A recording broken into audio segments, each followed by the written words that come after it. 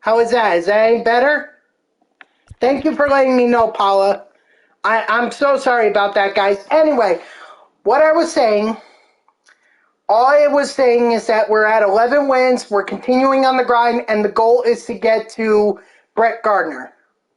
Yeah, thank you, Paula, again, for pointing that out, because otherwise I would not have known that. So thank you for pointing that out. I appreciate it. I need to get a lefty in here. I guess we'll go with Mr. John Lester. And I don't believe I did too much to my bullpen last time. Catcher, what did I go with? Salvi or Zavala? I don't remember they did very well for me. I think I might want to go in a different direction. Maybe we try... How did Yerman Mercedes do? Online. Oh, he was dog shit. Oh my god, no, definitely not going to use Yerman. Is Roberto... I think a lot of people were saying this Roberto Perez card is actually really good. So, I know I definitely want Johnny Bench on my... Johnny Bench on my bench. Yeah, that's what I've been doing too, Paula, although I'm very frustrated by 2K, and I'll explain why in a minute here. But first, let me finish setting up my team here. Frazier, good. He'd be at second. I actually really liked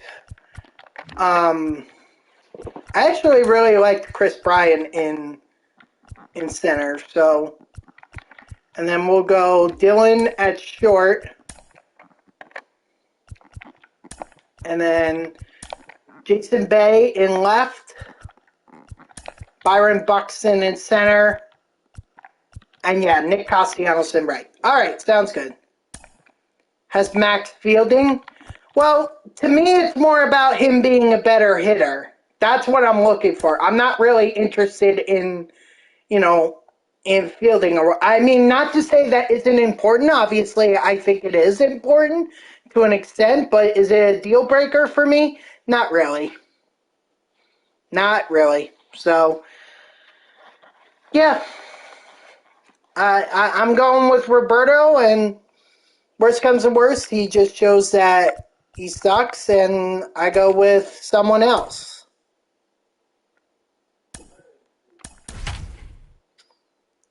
That's all.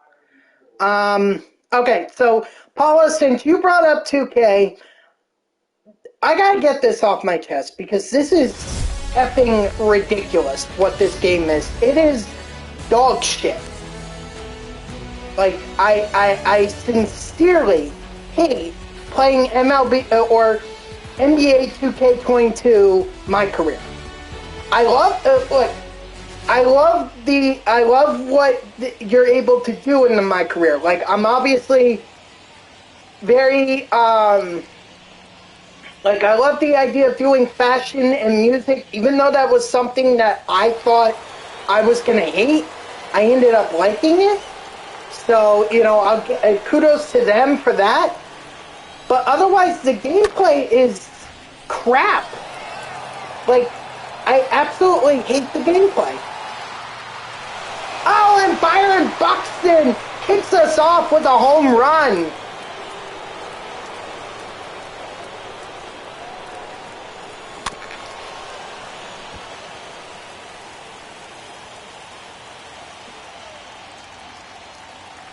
Yeah, you can...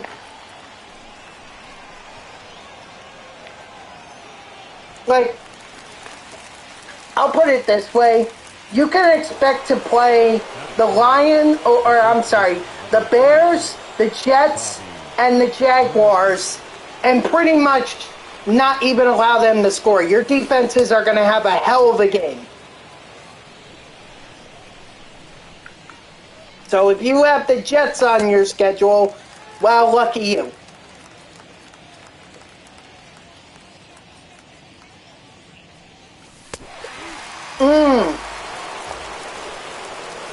But as a Jets fan, I'm obviously not happy about that. I mean, dude, this is so ridiculous. It's unreal what the Jets are coming to. They didn't even score a single point against the Denver Broncos. Not one single point. You know what? I'm going to redeem this now. I'm going to redeem this myself, and I thought I was going to go off on NBA 2K, but this seems like the appropriate time to go ahead and go off on the Jets. Listen, guys, I did not even want to watch that game. I didn't watch that game. I didn't, because I knew exactly what was in store. I knew that Zach Wilson was going to get eaten up by the defense. I knew that was going to happen. But holy hell! The offensive line, it was almost like they were non-existent. At least against the Carolina Panthers. At least there was some. At least Zach Wilson had threw a couple touchdown passes. So eventually the offensive line got better. It still sucked for Wilson, and the Jets still lost. But does Zach Wilson have like 10 interceptions this year? I don't think it's 10. It might be like 7 or 8. But I can tell you he has way more interceptions than touchdowns. Not to his own fault. That's just, his offensive line is just not protecting him.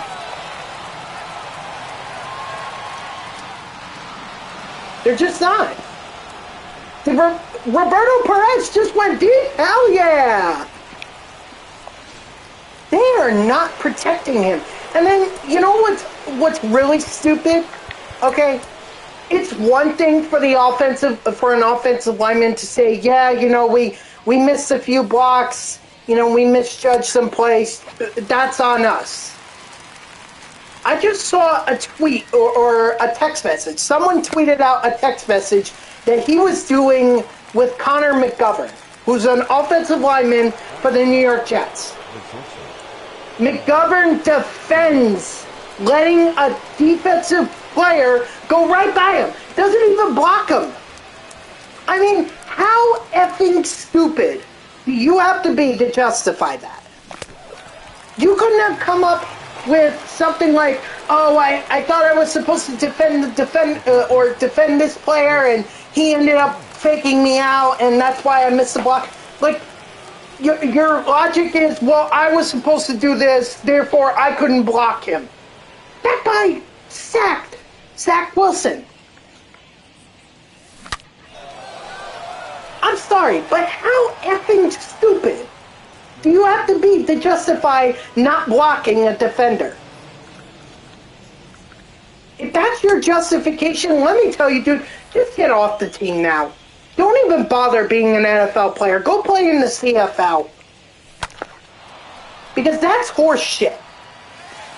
That is 100% horse shit, and I should never see that again. Whether that's as a fan or as a commentator or whatever, as a media person, I should never see that again.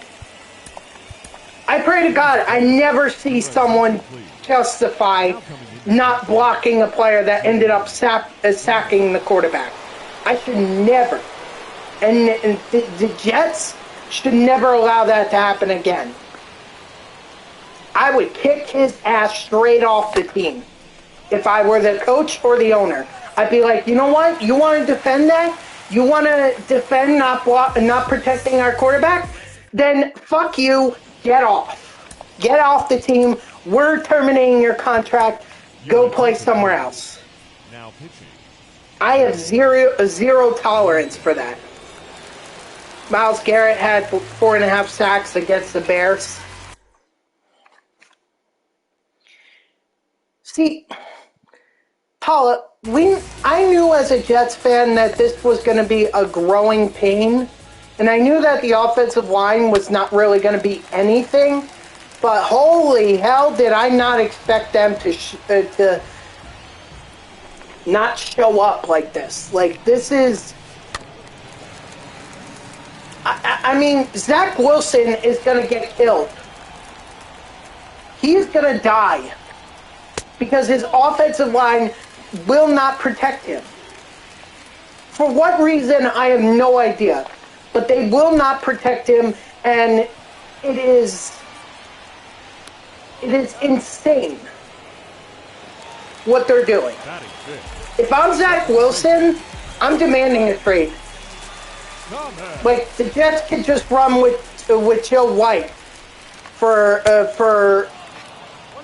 all this makes sense, you know, for, like, they might not even, they shouldn't even waste a talent like Zach Wilson. Look at what Sam Darnold is doing in Carolina right now. Holy hell, this guy has talent. And we knew he had talent. But we stuck him with the worst offensive coach in NFL history.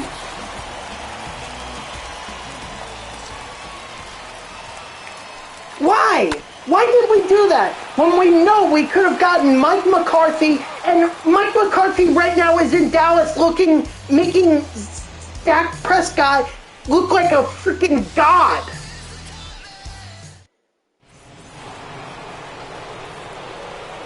You see the comparison. Mike McCarthy makes Zach Wilson or makes Dak Prescott look like an MVP. Adam Gase makes Sam Darnold look like dog shit. Then goes to Carolina and has a hell of a first 3 weeks.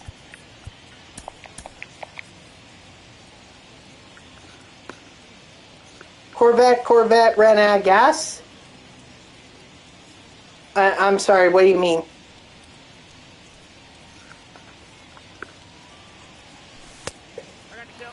What is it, 2-2? Okay. Juju? Huh? You're kind of losing me here, Paula. I don't understand what you're saying.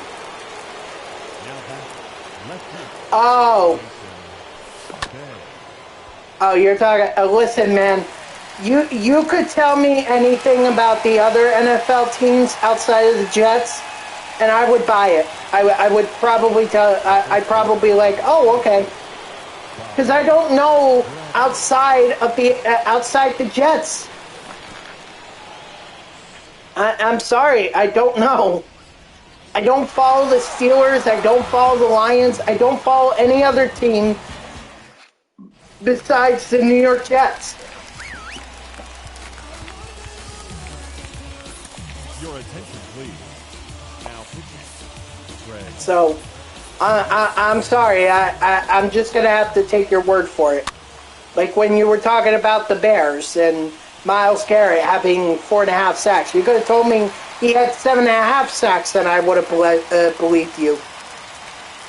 Batting 8, the second baseman, Joe Morgan.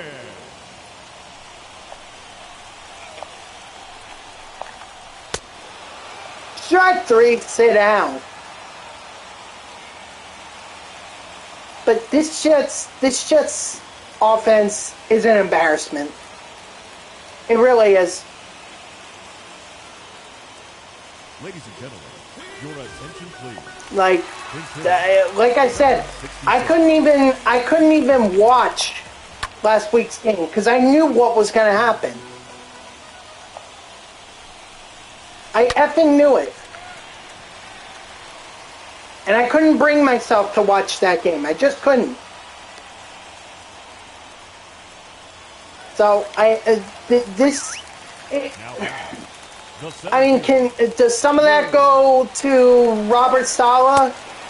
Strike three, sit down, GG's to my opponent. You know, does that go to him? Some aspect, yes. By the way, that's win number 12 for us, so that's very nice. Yeah, but am I to blame him completely? No. I wouldn't blame him. I am starting to blame Joe Douglas. Ooh, look at that. Byron Buxton, tier 4.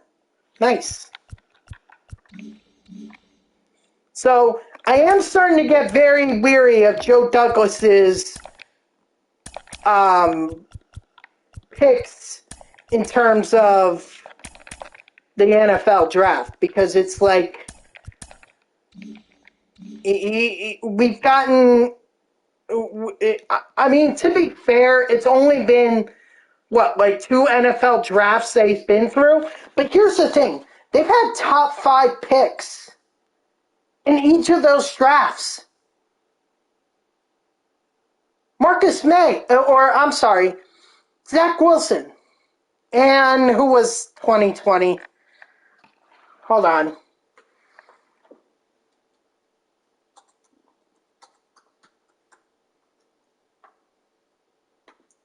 '2020 NFL draft.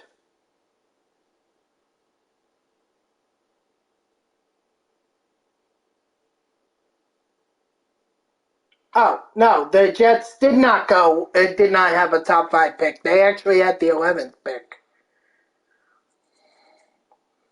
Weird. I thought they did even worse than that in 2019. This was under Adam Gase for darn. Anywho, Becton is hurt, and I'm surprised Zach Wilson isn't hurt right now. Holy hell, Joe Douglas. You've had 2 first-round picks, and they're not working out. At least with McCagnon, he drafted Marcus May and freaking Jamal Adams. Now, I can hate all I want on Jamal Adams, and believe me, I do. I do hate on Jamal Adams because I think he's a effing asshole. All right, Paula. Thanks for coming in, man, and thanks for listening to me rant about the New York Jets, even though I'm not completely done. So, Joe, at this point, man, I'm frustrated. I am frustrated that you've been through 2 NFL drafts and you have nothing to show for it. Becton's hurt. Zach Wilson, again, I'm surprised he's not hurt. And what else do you have to show for it? How do you expect me to believe that Zach Wilson is the future of the Jets if he keeps ending up on his ass each and every possession? I'm sorry, but a QB cannot throw while sitting down.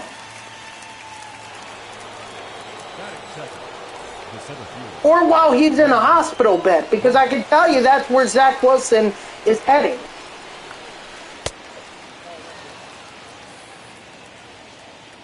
Here, listen to me saying I wouldn't blame Zach Wilson if he demanded a trade, but yet I'm willing to get all over Jamal Adams' case for demanding a trade, especially when the Jets were considered shit.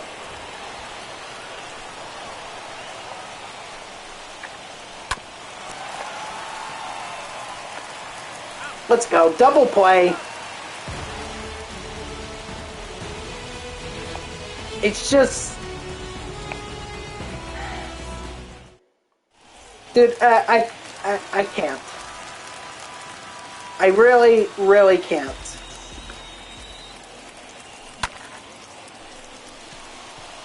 With these Jets, I'm throwing in the towel. If I'm... Because, what, Tennessee is going to be any better next week? Hell no. Hell no. Ryan Tannehill and the Tennessee and Derrick Henry are going to go off. They're going to go off on the Jets. It's not even going to be a close contest. Maybe the Jets score like a field goal or a touchdown, but that's all they're going to get. CBEV. I feel like I've gone up against CBEV before.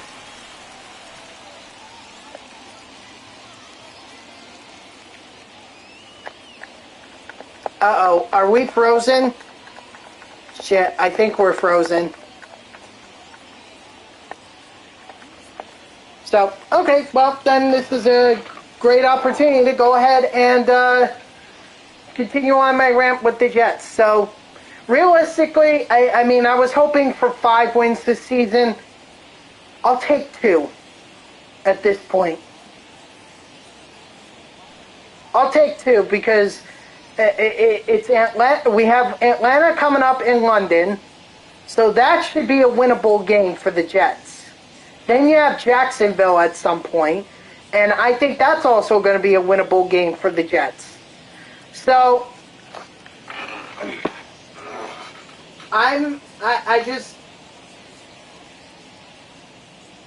that's the only 2 wins I see for the Jets this year. But this team is absolute dog shit. Connor McGovern needs to get out. There's no point. There's no beating around the bush.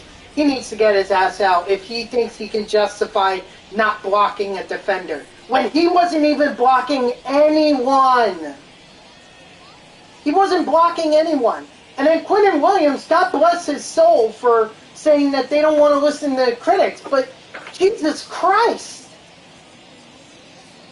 The critics have absolute every right to be criticizing this team right now.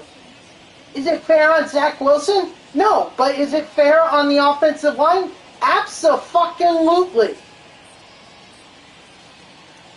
This is, like, insane. I've never seen a team, at least when the Jets were going were trying to go 0-16 last year, at least Sam Darnold looked promising. And there was that hope that maybe if we could just get a new coach in, and if we could just build around Sam Darnold, get him some legit wide receivers, then maybe he would be good. But that's not how it worked out. I mean, for Sam Darnold's end, it worked out perfectly. Because he's not on an 0-3 team. I think Carolina like 3-0 at this point? Let's see.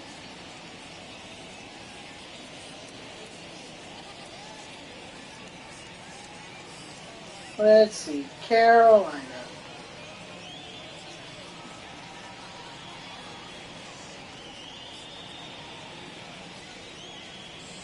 Carolina is 3-0. Okay. So it's working out for Sam Darnold. He's on a 3-0 team when he could have been on a 0-3 team. So this is working out perfectly. Again, and to my opponent, I'm sorry that that's the way I had to take this win, but I couldn't end the stream. If I quit, then this stream would end and we'd have a problem. So I did not want to get the win that way, but 13 wins, doing all right. So for Sam Darnold, this is working out perfectly. It's perfect for him. He has legit threats on offense that he can target in order to get scores, and that's what he's done.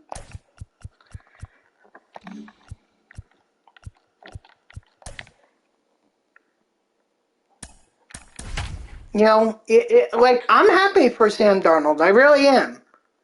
Because I think if there's ever going to come a time when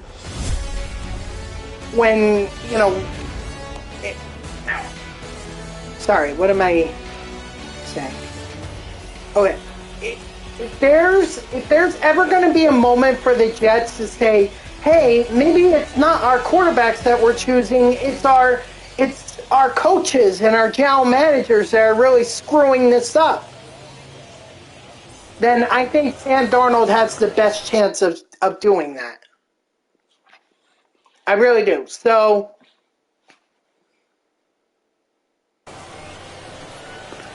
I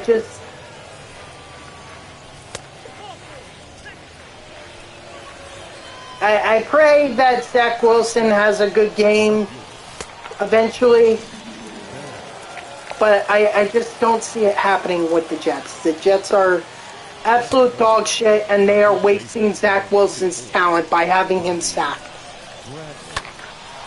I don't know what the strategy is. It's the strategy, let's just draft every quarterback possible, send them to each NFL team, and hope that they suck. It's not working out right now with Sam Darnold in Carolina. You may have been able to get away with that with Mark Sanchez and Geno Smith and Bryce Petty and Christian Hackenberg and all that, but I can tell you that that's not working with Sam Darnold right now. Right now, he's going off. So, I really don't know what the strategy is. I wish I did.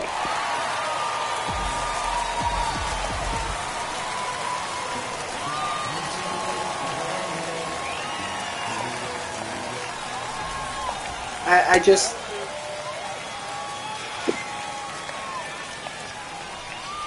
This offensive line is terrible. There are no threats for Zach Wilson to throw to because apparently Corey Davis cannot catch the damn ball. Like, did we not just pay top dollar, like $40 million for him to come here for 3 years? And what he's given us so far has been missed catches.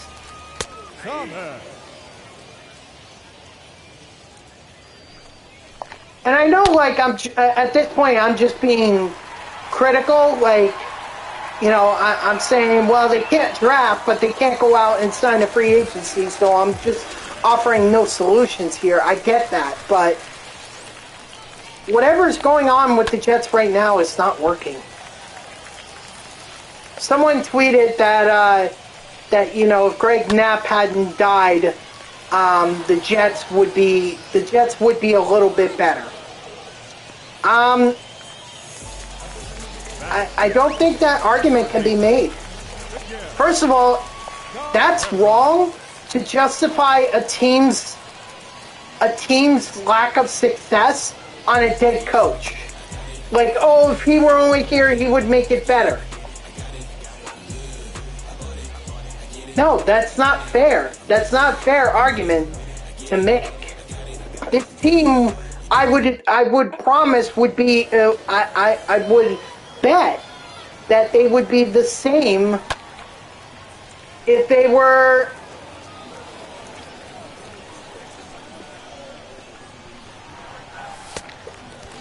if they had Greg Knapp on their team as their coach.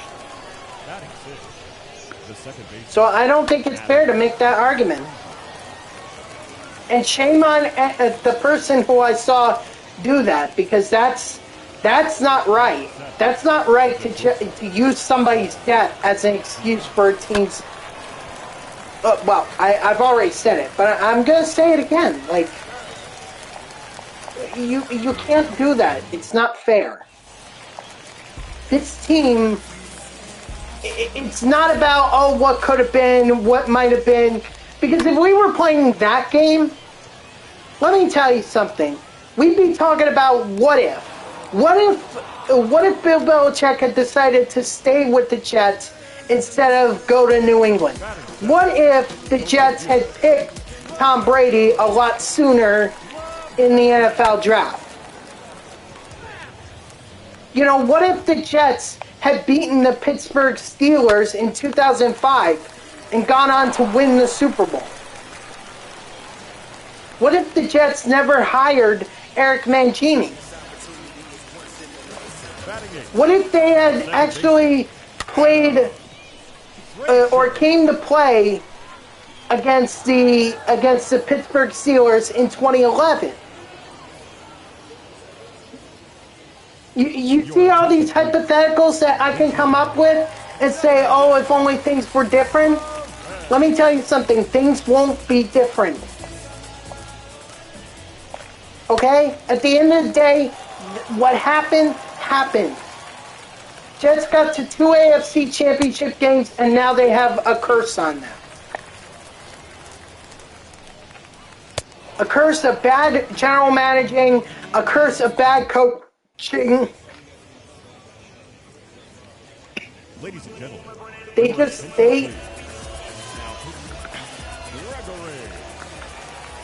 they're cursed. I don't know what it is. Maybe if you guys remember, it was that Monday Night Football game where the Cleveland Browns finally broke their losing streak, and they beat it. They did it against the New York Jets Monday night, and the fans got free Bud Lights and everything. That's probably where they got cursed. Because once that happened, they haven't been they have just inherited the Browns losing. Like, that's the only way I can explain it, is that the Browns passed off their losing ways to the Jets, and now the Jets are stuck until they can beat someone.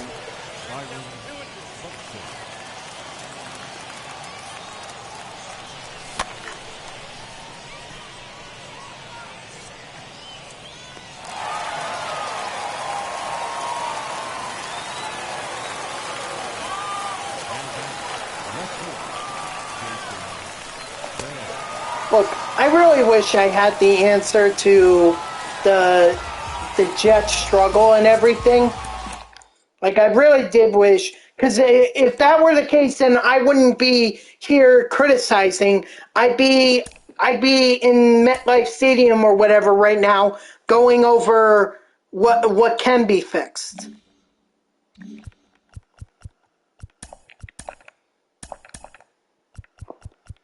Alright, we are going to go with Barry Larkin. Like, come on, did you guys expect me to go with anyone else? I mean, I'm going to get all 5 guys, so don't worry about that.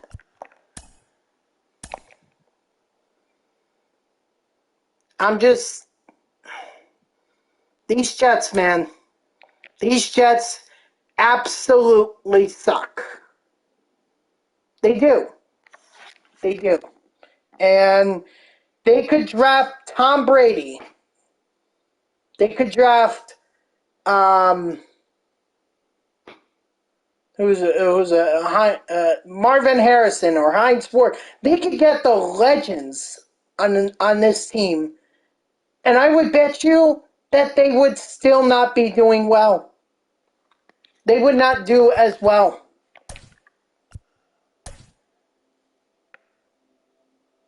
This team just sucks. And this is why I question, why am I a Jets fan? Why do I put myself through this shit each and every week? The answer, I have no fucking idea. I really don't. The only thing I could say is if my dad had been watching the Giants instead of the Jets, I'd be celebrating 2 Super Bowls right now. Yes, my Giants would yes, the Giants are sucking right now. I get that. But at least I would be cheering on 2 Super Bowls. All I've got to show for the Jets is 2 AFC Championship game appearances. That's it. Give me 2 Super Bowls over 2 AFC Championship games any day of the week. Batting second, the left fielder, Jason Bay.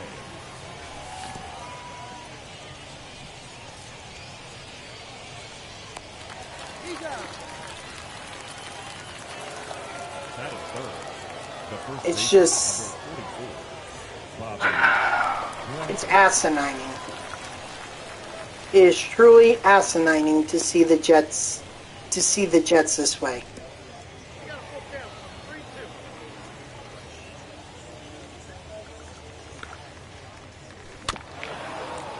Now, that's all I really have to say about the Jets.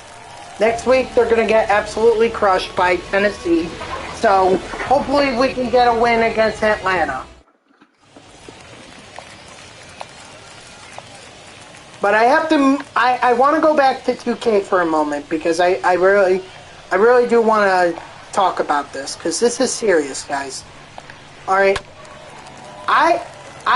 The one thing that has always drawn me to the 2K series has been my career. Okay?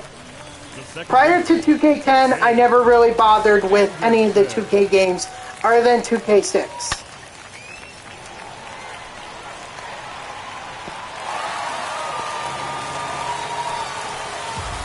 That was about the only 2K game that I played.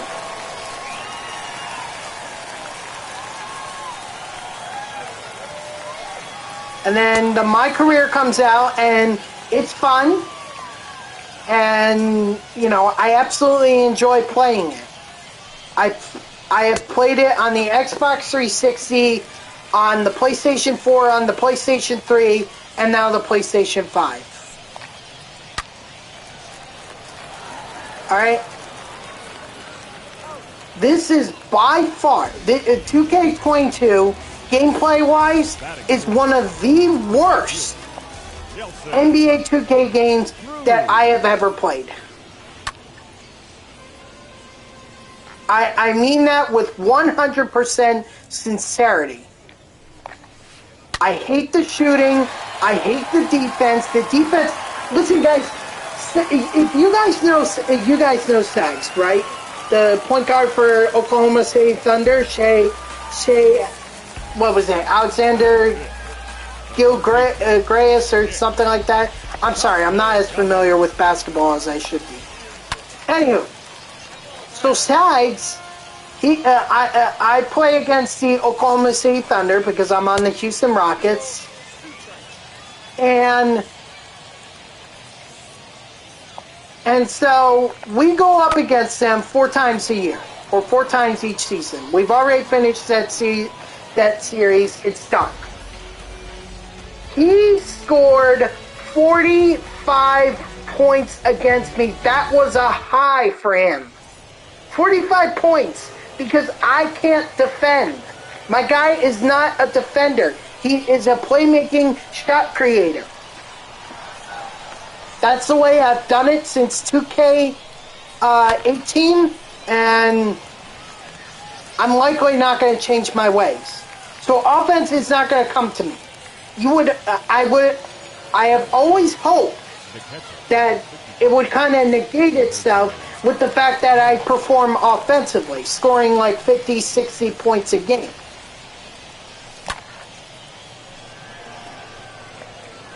But no, I have yet to score 50 points in a single game. I scored 45 again in my previous game. Who was that against? That was against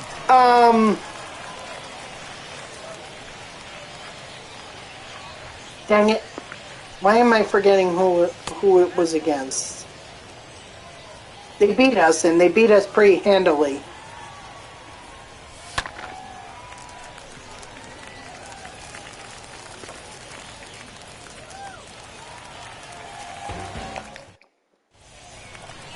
Anyway, I'll think of it. No, it's not the Oklahoma City Thunder, by the way.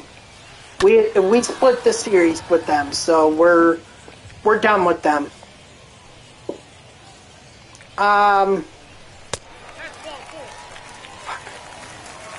Anyway, I scored 45 points against that team, and they win the game. Batting it, the left fielder, Andrew.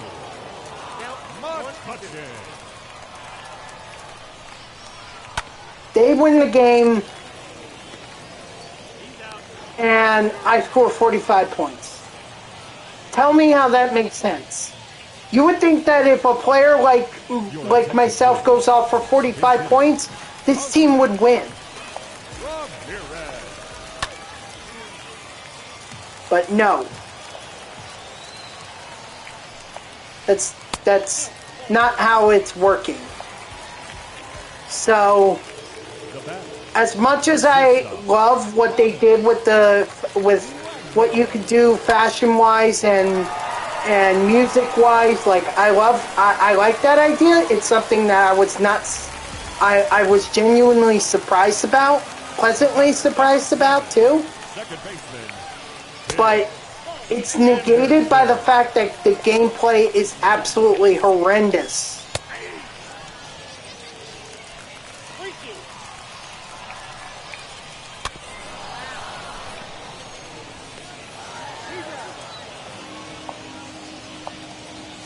So it's frustrating as hell because just when I think I figure it out.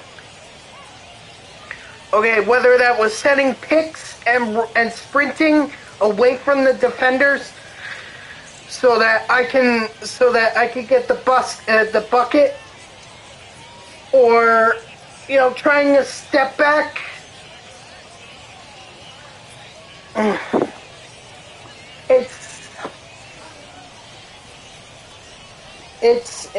I'm just frustrated by this game. I am genuinely frustrated. Which is, and what's really odd about this is that's only making me want to play the game more. I'm frustrated by this, yet for some reason I still want to play it.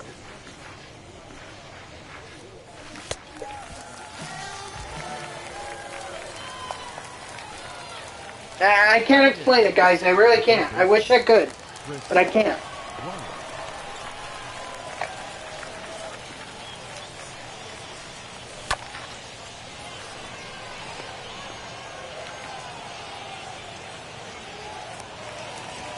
So this year's, if they were to fix the gameplay, I'm sure this would be a lot better. Ladies and gentlemen, your attention. But I know they're not going to fix the gameplay. I saw someone say that it might be easier to change the marker around the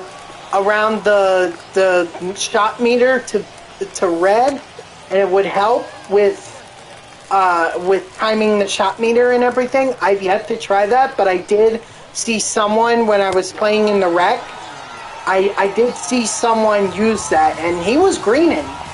He was genuinely greening, and I was impressed. I wish I had reached out to him after the game and said, hey, I saw that you use red as like your meter thing. Does that genuinely help you? So,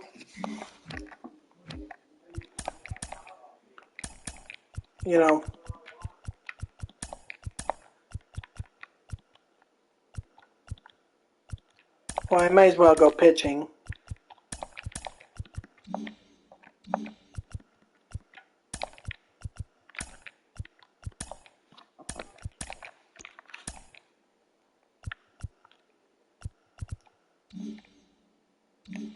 Pinpoint? Listen, man, I appreciate the advice, but last year I struggled so much with analog, and that's just flicking it down and then up. I'm pinpoint's just going to be even worse for me. If I struggle with analog, I'm sure the struggle with pinpoint. So I'm not too worried about trying to be the best. I'm worried about trying to win these games so that I could get the players that I need to get.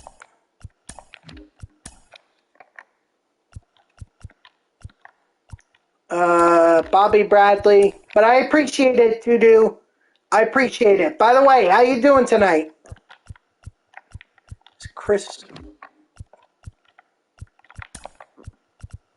And please tell me Larkin's in there. Good. I like to see Larkin in there. Jason Bay in left. Roberto Clemente in center. And Nick Castellanos in right. Got it. Cool. Let's do it.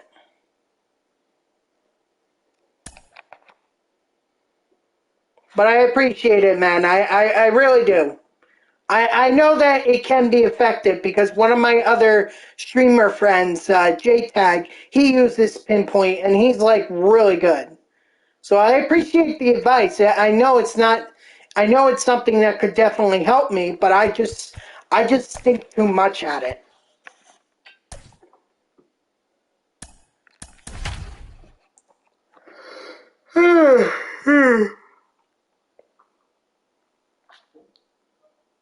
Okay, but that's my decision. I'm not worried about using Clemente.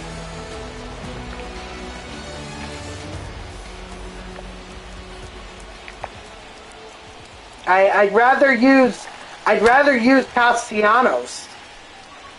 And those guys, like, there's a reason that I want to use them. You saw that. No, not Clemente. I'm sorry if you got that impression. I didn't mean to do that. No, I did not mean to imply. Yeah, it was Perez, Roberto Perez. He is definitely in the game because that guy, he has been lighting it up at the plate. Like, I'm genuinely surprised with how well he does at the plate. I mean, first at bat I had with him today, he smacked one over the wall.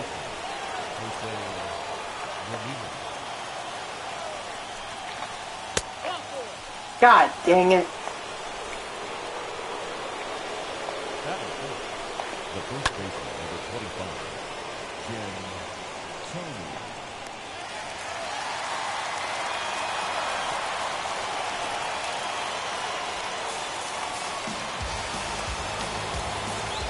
Yeah, but Roberto Perez was definitely going to be in there.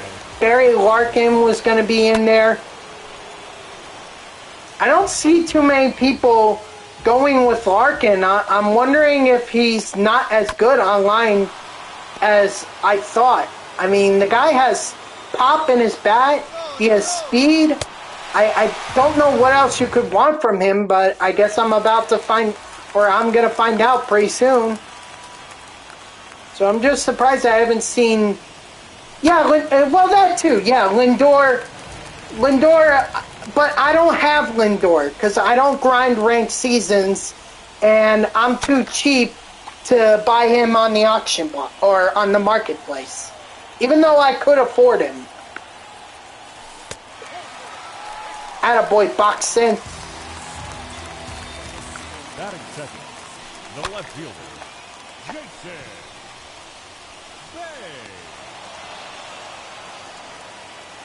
But I'm saving up my subs for in case a Mets player ends up being a ranked seasons reward. I don't think they will, though, because at this, they've gotten pretty much the 99s in there. They've gotten Tom Seaver, Mike Piazza was a 91. They have the Gary Carter All-Star Series, and plus, not to mention his 99 signature series is with the Washington Nationals. Attaboy Nick Castellanos, by the way, for getting that home run. Raise that apple for Castellanos.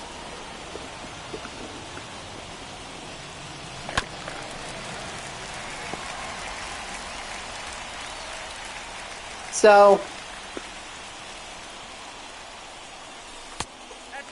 ooh.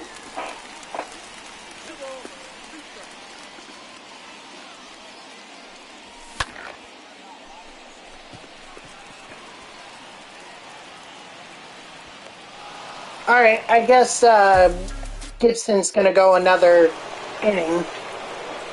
Because I really didn't get anyone up and warming, although I should have. I'll get Nathan up and warming.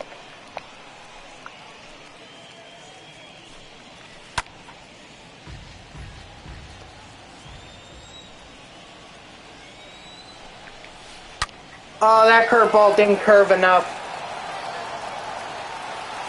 That's my mistake. Yeah, and I'm also surprised I'm not seeing a whole lot of people use that Carlos Santana card either. The one, the catcher with the Royals, I guess. I would have figured that a lot of people would be using him in the event right now.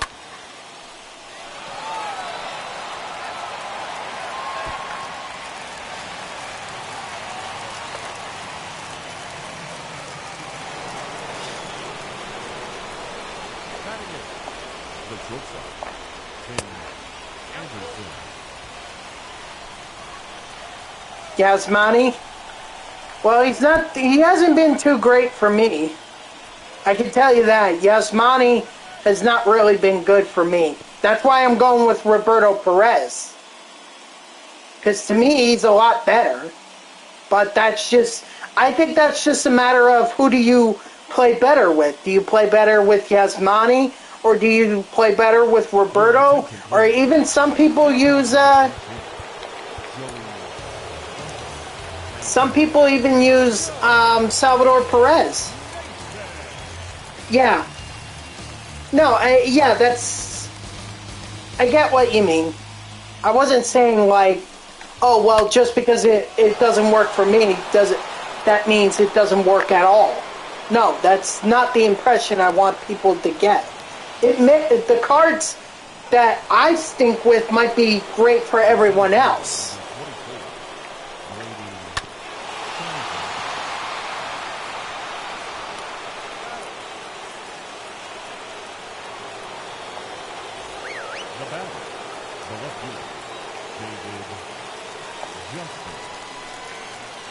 It's just all about, what are you looking for as a player, or who are you most comfortable with? You saw me hit a home run with Nick Castellanos. Like, I just hit well with Nick Castellanos. That goes back to last year, actually.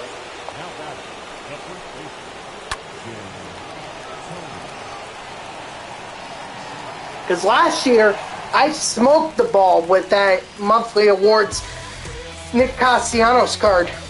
That was a hell of a card.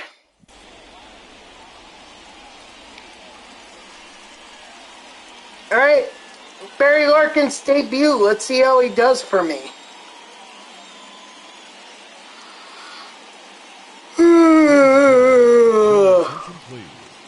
Now pitching.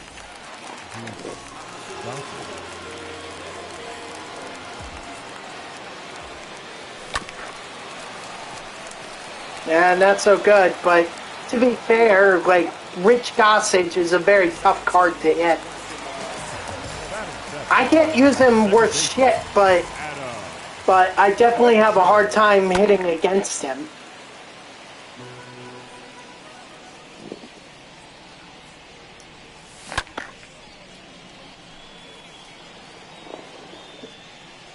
So, yeah, golf swing right into the gap, and it's gone.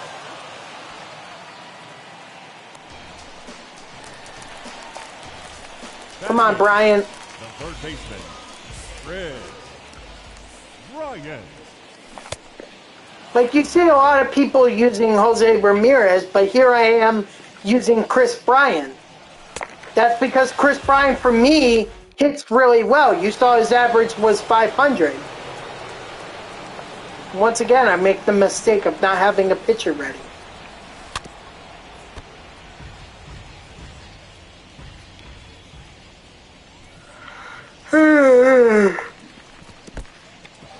Strike three. Sit down.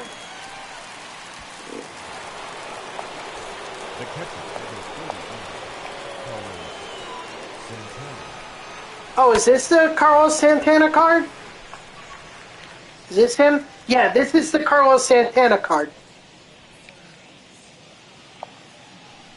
that I was talking about.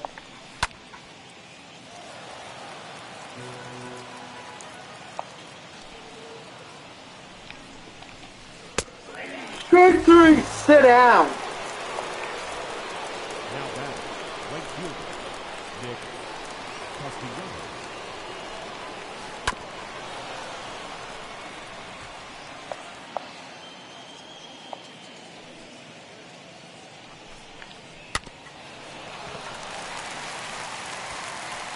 Nice.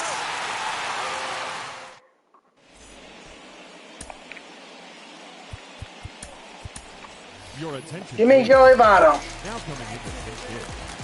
Joey Votto. And that's going to fall for a base hit. Should I go? Yes. Go, go, go, go. Go, go, go, go, go. Oh my God, we're caught again? Jesus Christ, this is the second time that this has happened. I don't believe it's my internet. Shit, I really hate to... I can't quit though. The thing is, like, I can't quit because the only way I can quit is dashboard. And if I dashboard, that means the stream ends. So again, I can't quit. I hate to force this guy to take a loss when he really should have won. But I'm sorry, I can't quit.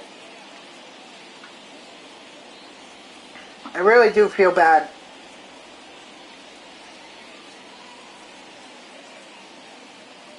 Oh, let's see.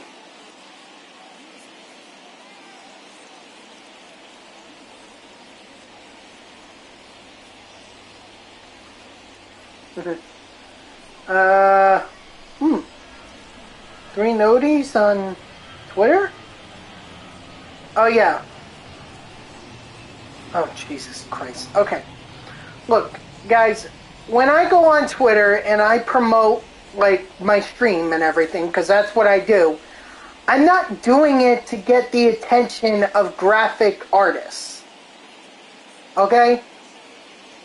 I'm not interested because I don't even know how much longer I'll be streaming. At least through October, I know I'm going to be streaming, but, I mean...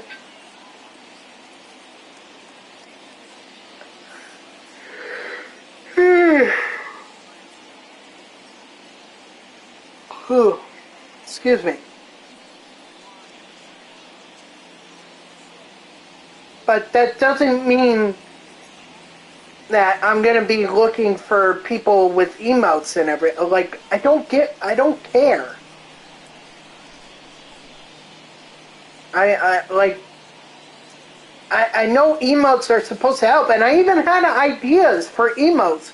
I was going to have like a umpire striking out, like a strikeout pose or a punch out pose, you know, like that for my strike 3 sit down call. I was going to have like a Mets apple so that every time I hit a home run and I say raise that apple, well, then you guys can spam those emotes. You know, so I had these ideas for emotes, but I didn't think I would be streaming for this long. And again, that's but I do want to say that's a testament to you guys, okay? That is you know, I would not have continued streaming for as long as I did had I not gotten the following that I did. I mean, when I started streaming MLB The Show 20, when I started streaming that, I was at the tail end of the year, so nobody was really paying attention. Everyone had pretty much wrapped up all their prestige players and everything. There really wasn't much to do. I just figured, what the hell? You know, it gives me something to do, and since I love talking baseball and I love talking about MLB The Show 20, you know, why not go ahead and stream it? So I streamed it, and You guys got me up to the followers count. You got me up to the viewers average. And then streaming hours and days, that was all on me. So you guys really helped me with that. And then, I figured that once I became an affiliate, things would start to slow down, and I would just be, talking to the same few viewers every time. But I mean, this has exploded.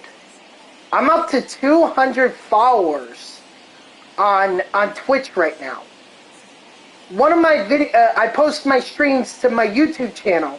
My first stream of MLB The Show 21, over 9,000 views. And the next 3 that are after that, so episodes 1 through 4, each with over 3,000 views. And that's a testament to you guys. Not just you guys here on Twitch, but also you guys here on, or you guys watching this on YouTube. You guys check out my videos. No one says you have to. I just put in MLB The Show 21 Diamond Dynasty. And all I do is just, I mostly grind off the events, or not the events, the offline stuff. And occasionally, like now, I'll play the event here and there, but other than that, you wouldn't really see me grind for any online stuff. And yet you guys didn't really care about that. Y'all still wanted to see me build up my team and everything, and I mean, what a team it has become. I kind of figured that towards the end of the summer, we were going to start getting those 99 overalls, and now everyone's teams are really good and everything. But, it was a grind early on to show you guys that you can build up this team. You can start a team in Diamond Dynasty, and you can get these diamonds, you can get these players and everything, and you can really have a solid squad by the end of the year. I remember when I first played MLB The Show on PlayStation 4, because I had previously played MLB The Show on PlayStation 2. In fact, I still have some of those games. But when I played MLB The Show, MLB 15 The Show, I didn't have a single diamond on my team. I didn't even pay attention to Diamond Dynasty. I knew what the concept was, but I had started so late that I figured I wasn't going to get any diamonds. And way back when, guys, it was not like how it is today. Like, they didn't do all these player programs. They didn't do all these conquest maps and everything. No. When you played, you either did play against CPU, or you did ranked seasons or Battle Royale. And even Battle Royale, like this year, is completely different because they have the Battle Royale program. This is the first year they've done it. They did not have that in MLB The Show, or MLB 15 The Show. What's up, J-Tag? Right now, I'm just in a freeze off, man, and I'm just talking. Yeah, and look, I really want to give this guy the win because he deserves it. I mean, you look at the score; he's beating me 2-1 right now, or 4-2. So I would quit.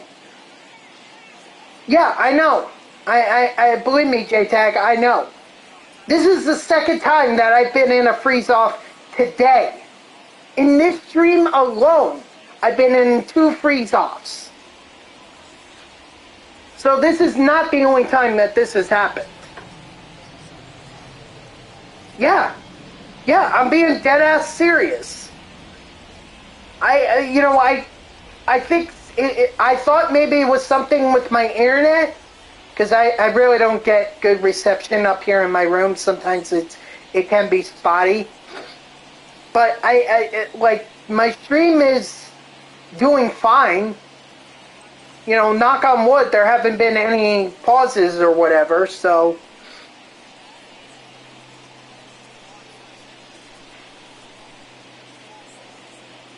It's just.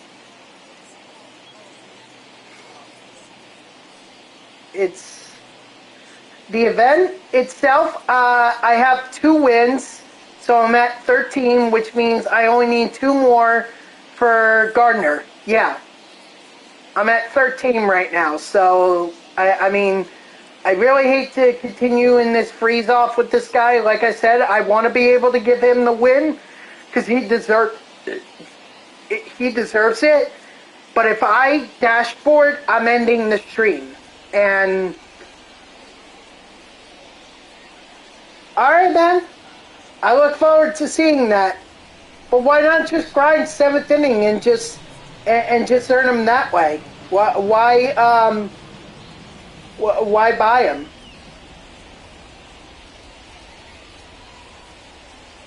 By the way, I have over 1 million stubs right now, like in my account. Okay, all right. I'm assuming that you're done with the event. If you're not grinding that, I'm assuming that you're going to be grinding ranked seasons and everything.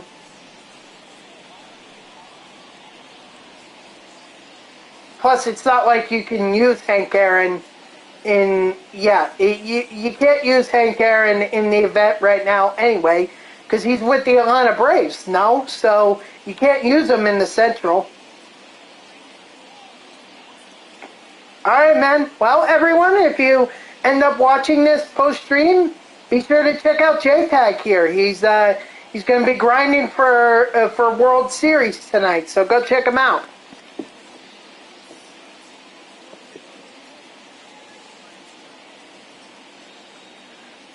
Okay. Alright, hey, man. You gotta do what you gotta do. God, I don't even know how long I've been in this freeze-off for. I really want to give it to this guy, but I can't. It's so dead for the next week. Yeah. I mean, they're coming out with a new player program, which they gave a hint, and it looks like it's really Stargell. Plus, we're going to get one more roster update this week. But the following week, oh shit, dude, we're going to have a lot. Well, look, I know that's not your forte, but for me, it's good because that gives me more content to grind here on the stream, especially once I'm done with the event. Because once I get to Todd Helton, that's it. You want a collection. You got Kershaw. You could go grind out Kershaw. No, I don't want a new event. At least not until I get Helton. Then they can have a new event.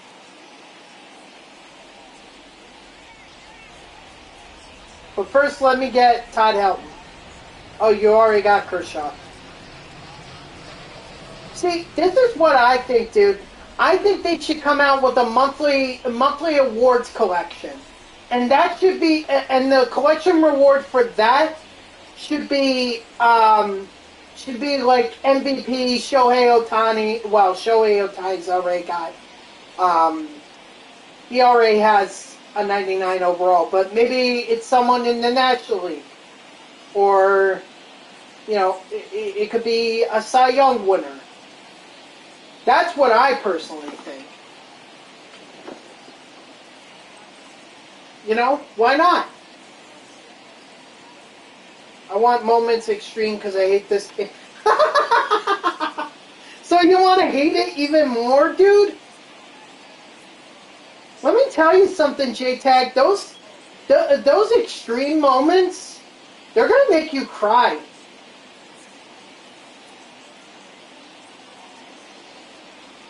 They are going to make you cry. I've tried to do those moments. One last year. I couldn't even do this. This was on Hall of Fame.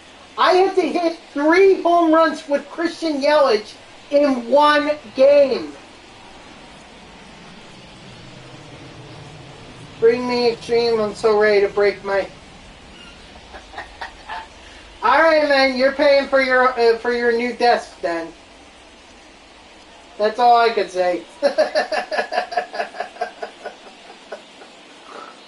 Oh God. I mean, maybe I'll do it just for shits and giggles. The Conquest match shouldn't be that bad. Oh. Ugh. Yeah. You might want to be careful because if you slam your desk or anything.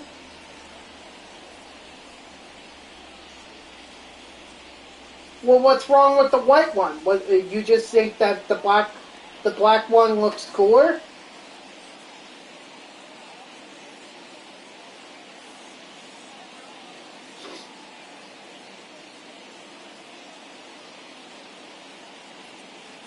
Oh, okay. Whatever.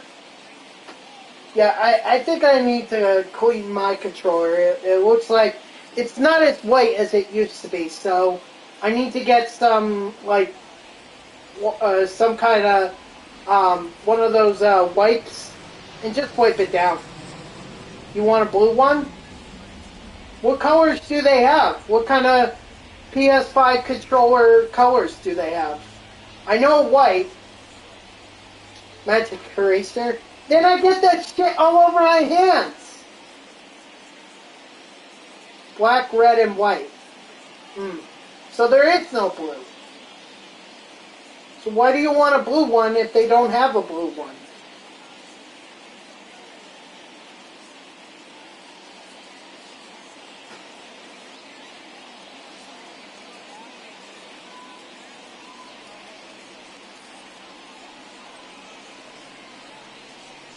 I don't know. Maybe, well, G-Tech, you also have to remember the PS5 came out at a time when the COVID pandemic was still at its peak. So trying to, I mean, you saw how difficult it was to get a PlayStation 5. I had to spend a lot of money just to get, I think I said $700 to get a PlayStation 5. I mean, I overpaid, dude. I way overpaid for PlayStation 5, but I didn't really have a choice. It was either, get the overpay on PlayStation 5 and stream MLB The Show on here, or continue on with PlayStation 4, knowing that at some point I was going to upgrade to PlayStation 5 and potentially lose all my progress.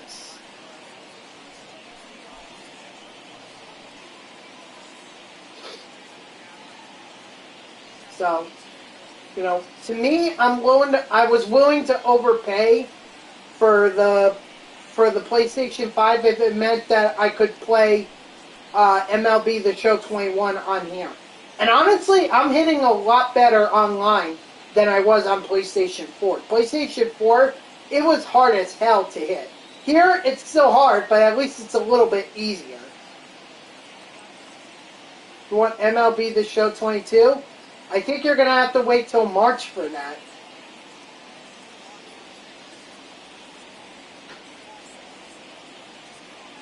And how are you already giving up on MLB The Show 21?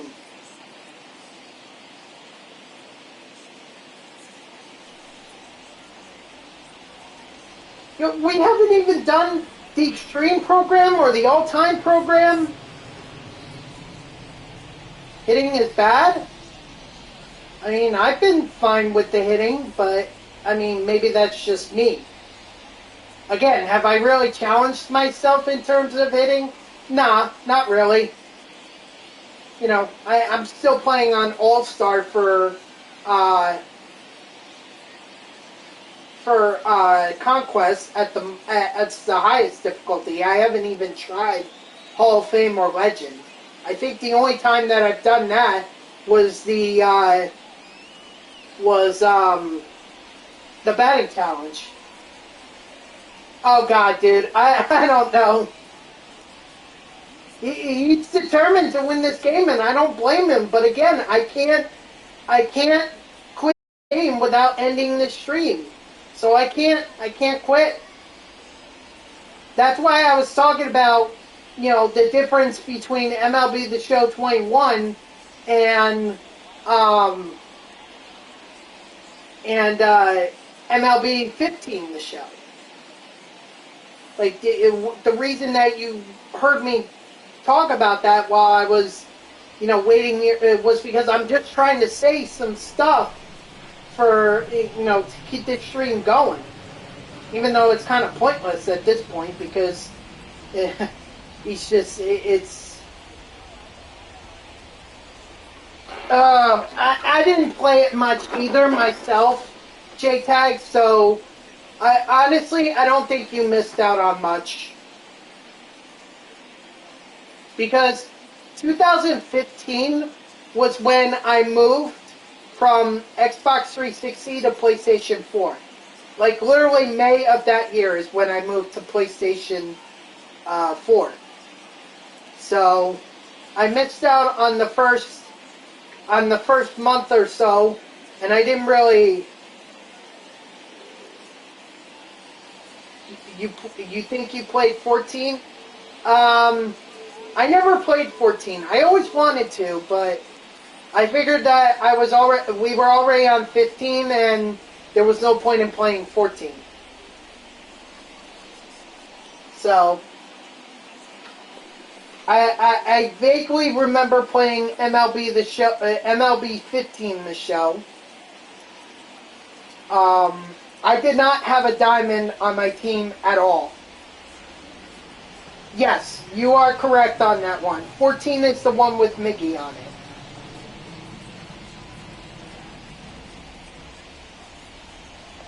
And then 15 was the one with Yasiel Puig on it. Okay, well, there you go. It's so funny, JTAG. Gosh, I've been playing this game for a minute. What game? MLB The Show 21?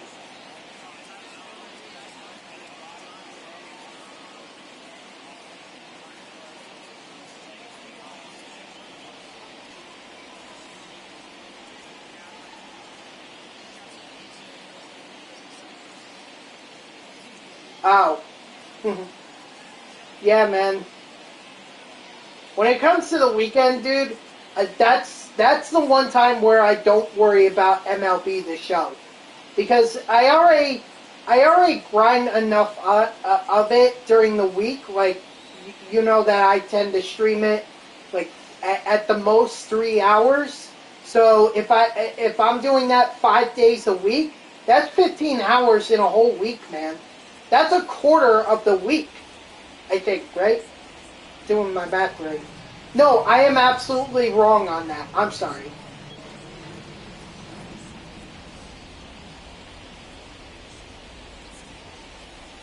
Yeah, dude, that's what it is. You get addicted to a game like this, and you're just like, you can't stop playing it. That's why I take the weekend to play other games, so that I can refresh myself and, just kind of like take a break. I like to play Madden. I like to play NBA 2K.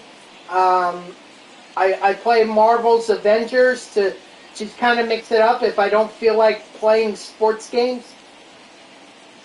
Well, there's a ton of free PlayStation games that you can try. They're literally free. You have nothing to lose by playing them.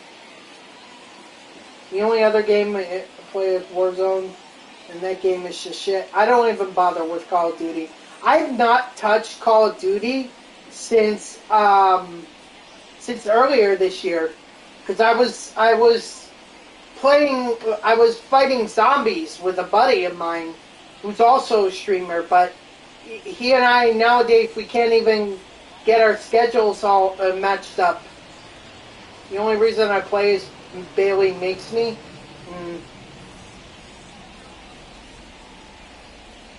So for you, it's only MLB The Show and Warzone.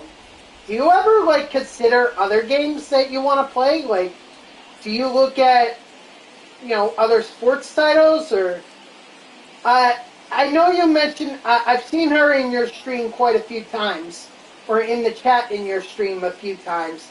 Do I watch her streams? Not really. You used to play Destiny, but no, not really any other games. Hey man, look, go. You should try. You should try other games. I mean, when I bought the first game that I know that I kind of went outside my comfort zone in terms of playing sports titles was God of War. God of War. Let me tell you, man. I am shocked that that game never won Game of the Year. I'm genuinely shocked because I thought that was one of the best video games that I have ever played. In fact, it has inspired me to play other video games like I have here Batman Return to Arkham for PlayStation 4. So I have Arkham Asylum and Arkham City. You want to play a Lego game? I think there's a Batman Lego game that you can play. I think there's a free one in the PlayStation Plus collection that you could try out. And it literally costs you nothing, dude. It's free. So yeah, go check it out. Worst comes to worst, if you don't like it, you can just delete it. I mean, personally, I'm not interested in that. Actually, isn't there also a Harry Potter game in there? I don't know if you're big into Harry Potter. Personally, I'm not. I can't understand it. You know, I didn't understand the movies, I didn't understand the book, and I sure as hell don't understand the video games. I kind of look at that with a dumbfounded face. Oh?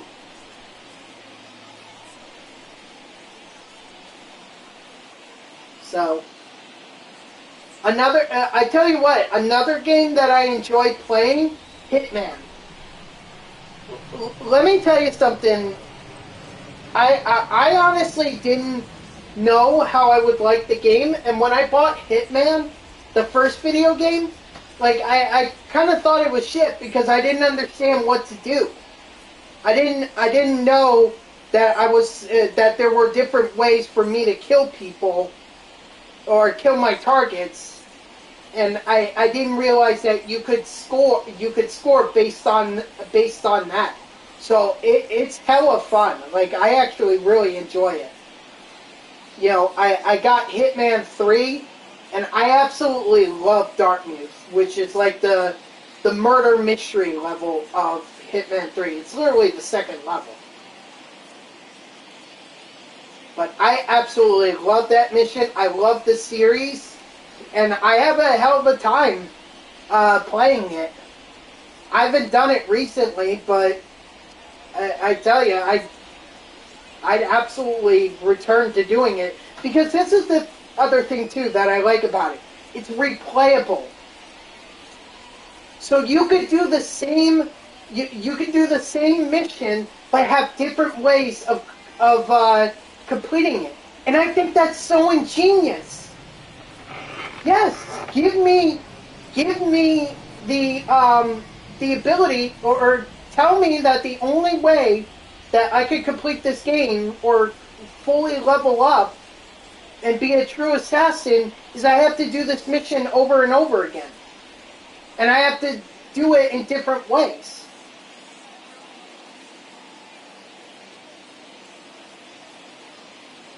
So that's what I like about Hitman.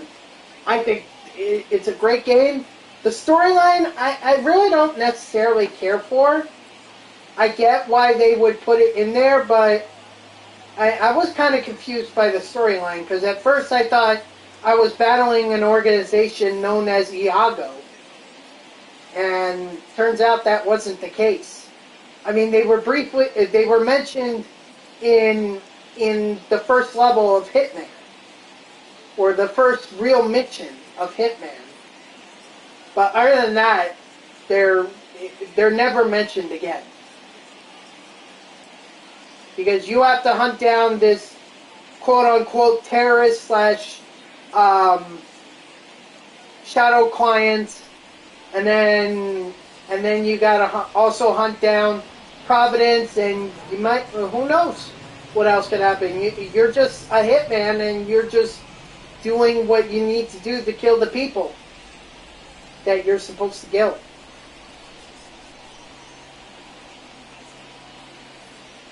So that's what I like about it. What other game do I have here?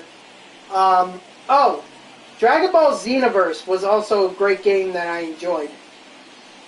So, because I grew up, like when I was young, like really, really young, you're talking like 6 or 7 years old, I used to watch the Dragon Ball series, the Dragon Ball Z series. So, growing up as a Dragon Ball Z fan, it made sense that eventually I would buy a game like Dragon Ball Xenoverse. And let me tell you, dude, that was a hell of a lot of fun to play that game. Like, that game, I absolutely loved it. It found its way into one of my into my heart as one of my personal favorite video games. So, Dragon Ball Xenoverse, I highly recommend.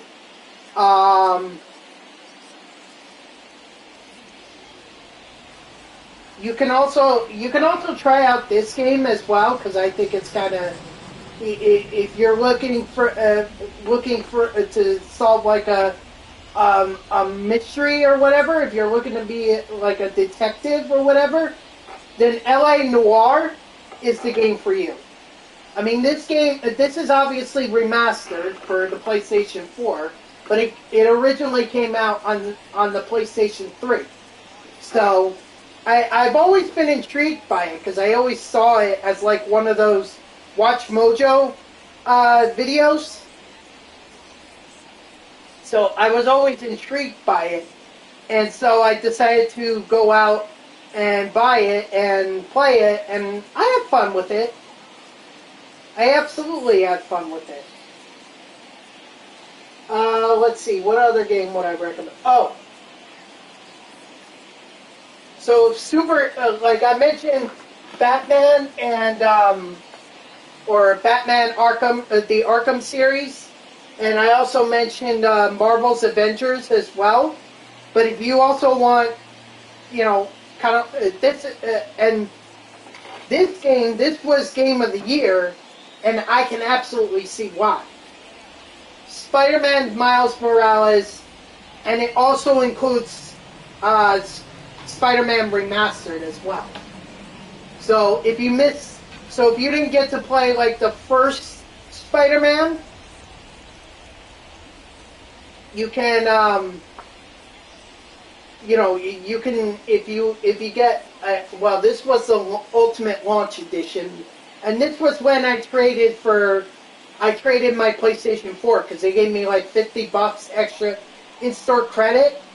So I just went ahead and just bought like the camera for the PlayStation 5, and I also got like and then I decided to go with this as well, because they didn't really have too many selections at the time that I got my PlayStation 5. They didn't really have too many options for PS5. I was very limited, but I was going to buy that game no matter what, because that was the sequel to Spider-Man, or Marvel's Spider-Man, and Marvel's Spider-Man is my personal favorite, or one of my personal favorites, pretty much up there with God of War. Like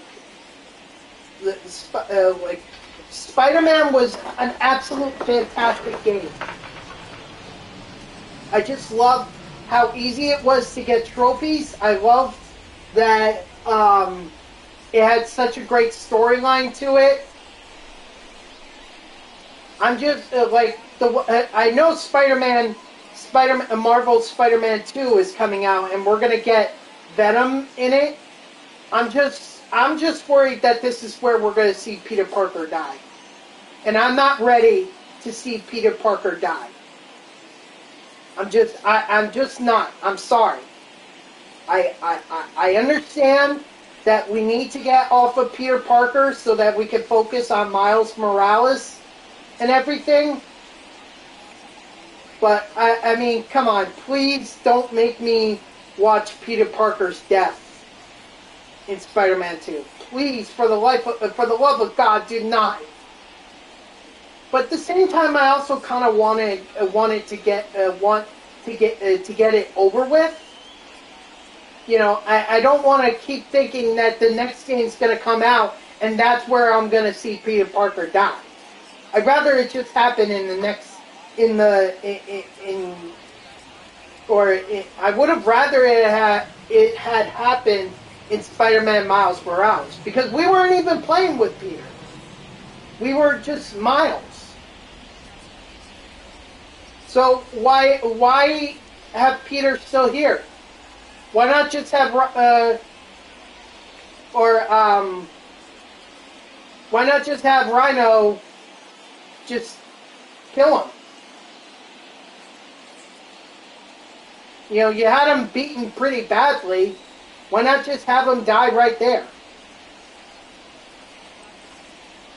And basically, now Miles Morales, having not only lost his dad, but lost Peter Parker as well, his mentor.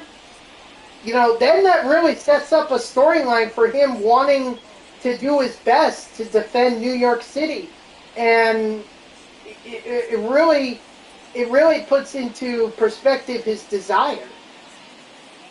If you guys what I mean. Like, honestly, I think they should have done it in the last game. If we were going to play as Miles Morales, then we should have gotten it over with and just gotten rid of Peter there.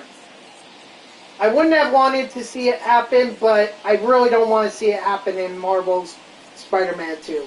I just don't. And it's gotta happen, guys. It's gotta. Because there cannot be two Spider-Men. There can't. Peter has to go. As much as I don't like to say it, he's gonna have to go. Because it seems like that Marvel has already made its bed with Miles. So you might as well just continue to go with him. God, how long have I been in this fucking freeze-off? I basically talked for... I think I've been talking for the last 20 minutes or so. I mean, I totally understand this guy's frustration. I'm not saying he's not justified for waiting on me to end this freeze-off. But I can't. I can't because it'll end the stream, and I really don't want to do a 2-part stream. He deserves to win. I understand that, but I cannot end the stream. Let's see if he's messaged me. Hold on, I'll be right back.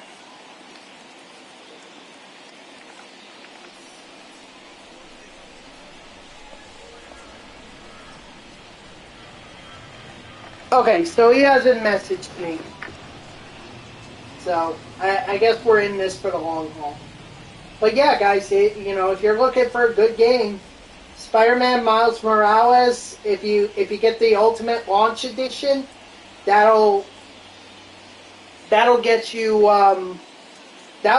Spider-Man, Marvel Spider-Man. So, you know, you get 2 games for the price of what?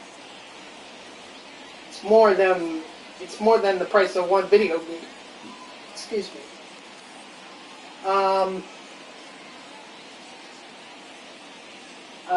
Let me think. I've also kind of got into the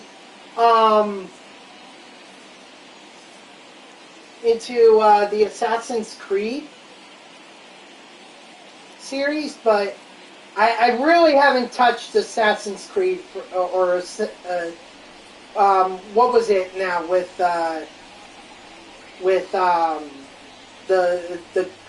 in Greece, ancient Greece.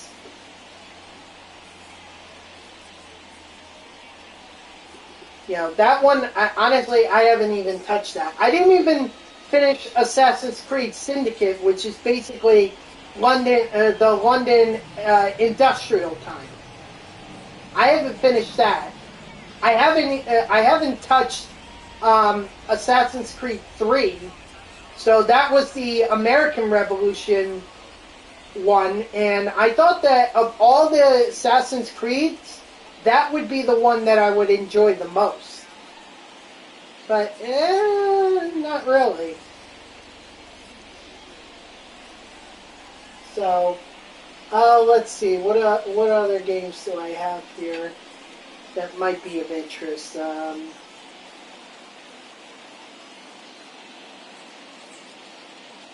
Oh, actually, I do have one complaint about Spider-Man Miles Morales. I think it went by too quickly. I felt like that we kind of just sped up the story. See, at least with Marvel's Spider-Man, there were multiple stories we were talking about. Okay, we're talking about taking down this crime organization boss, you know, and then we had to take down this mystic guy that, you know, has his own band, his own gang, and then you have to deal with Doc Ock, and then you also have to deal with all the other of Spider-Man's enemies and everything. I'm hoping that Spider-Man 2 is probably where we're going to get Venom. Or not, well, we're definitely getting Venom, but I have to think that that's where we're finally going to face off against the Green Goblin. I think that's where we're going to finally face off against the Osborns. Because it's like, at this point, what other villains are out there? I mean, I like what they did with Miles, that they introduced a new enemy, several new enemies. Especially when you think about how one was very friendly early on, and then it turns out he's a total dickbag. And then you have the complete opposite with the main antagonist, who is your friend, and she's very vengeful, but you can understand why she wants revenge. So it's kind of like you switch sides, really. I'm just trying to see if there are any other video games here that I would recommend. But seriously, guys, any of the free ones that are in the PlayStation Plus collection, I recommend you go, if you have PlayStation Plus, go check them out. Check them out, download them, play them for free. You know, at the very least, just get the trophies. I mean, at this point, isn't that why everybody plays these video games, is to get these trophies? So, if nothing else, just get the trophies and kind of like, because that's how I viewed it. Actually, another video game that I was kind of like, I mean, is this one of my favorites? No. But did I like it a lot better than I thought? Yeah. It's Sherlock Holmes, The Devil's Daughter. You know, I just thought that was a great game. Again, not one that I would personally, you know, that I would, that's one of my favorites. It's not. But in terms of if you want to get trophies easily, especially the ultimate trophy, like the platinum, then that's the game that's going to be the easiest. It's kind of like God of War and Spider-Man. Just, you know, do all that they ask of you, and then you'll get the trophy, or you'll get the platinum trophy. So that if you guys are looking for the platinum trophy, then Sherlock Holmes, The Devil's Daughter is definitely one for you. Again, but I do recommend you get a guide, or you look at a guide, because that's basically what I had to do. I had to look at a guide in order to in order to get like 100% on the game, in order to get that platinum trophy. You know, you can't miss any questions. You can't, and if you do, you have to go back and you have to restart. So you can't miss it. You have to follow a guide, because how else are you going to figure it out? No shame in following a guide. Really isn't. I mean, that's why people post videos, or you could go on YouTube and you can see all kinds of Power Pinks always post videos about how you can earn trophies from certain games. So, if you guys are looking for trophies, I mean, you know, go to Power Pinks. It'll give you a video on how to do it. And even if it's not by Power Pinks, it's got to be by someone. Someone to show you how you could get a specific trophy. God, for God's sakes, man. Again, I can't really end this stream. I wish I could. I really, really wish I could. And give him the win, because I know he deserves to win, but I can't end this stream. So,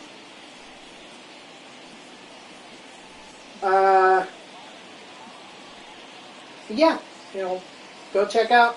If you guys are bored, like, I mean, if you're bored with NBA 2K or Madden or whatever video game you like, plenty of free games in the PlayStation Collection that you could download and get trophies for.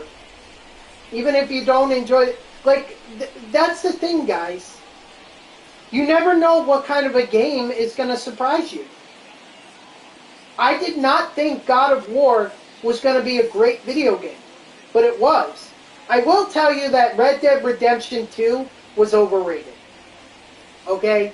That game was absolute shit. I didn't even want to touch online because there was nothing to do online.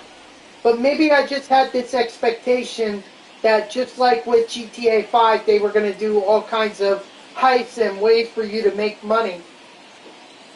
And that wasn't the point.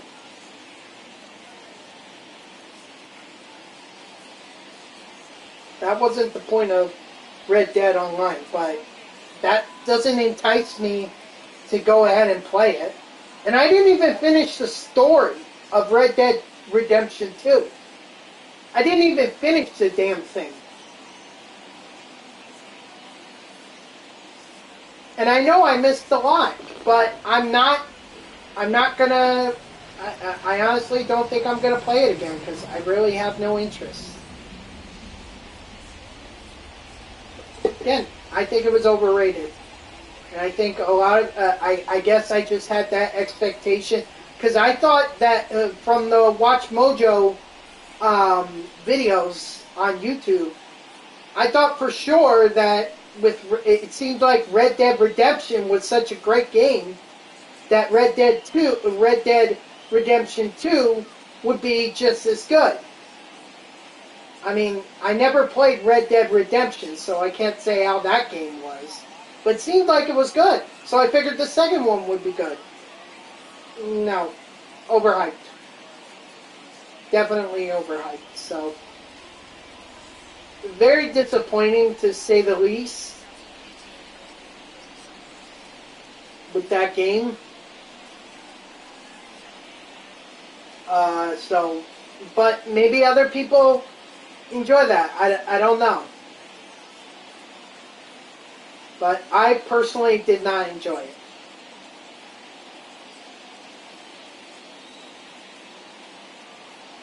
So,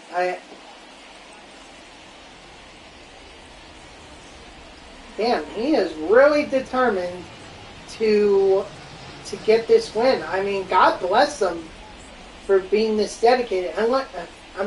I'm sounding like a broken record. I know, guys. But he really does deserve to win this. I just can't give it to him because I'm gonna I'm just, because I would just end up ending the stream, and I don't want to end the stream. So, oh god, I just love freeze-offs in MLB The Show 21. They're just freaking fantastic.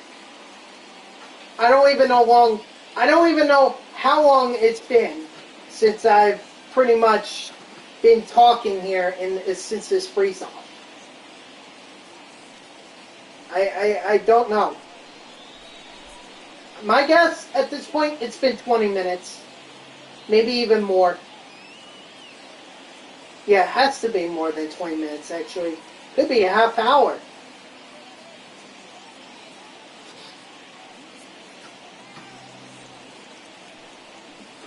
So, he deserves to win. I'm not denying that. But I can't give it to him. So, I guess we'll talk about the Mets now, since we're on baseball here. Yeah, they've been mathematically eliminated from postseason. Honestly, I eliminated them from the postseason in late July, early August. Once they went on that terrible stretch, I was like, they're done. There's no way they're going to be able to come back. You could have put 7 other Javier Baez's on that team, and I don't think that would have been enough to get the Mets back into first. This team was just on a downward spiral, and there was no end in sight. There was no rock bottom for this team. There really wasn't. And you can't blame it on the schedule. You really can't. At the end of the day, the players that we expected to perform well did not perform well. Francisco Lindor did not live up to his contract. Javier Baez booed fans, so that's certainly a way to get fans on your bad side. Not to mention he was already leading the league in strikeouts, and I've seen a graphic that Javier Baez has really picked it up since he came to New York. But that's only a couple months. How would he do in a regular season? A full, 6 or 7 month season? I can tell you that it's probably not going to be good. Because at some point he has to hit a bad stretch. He has to.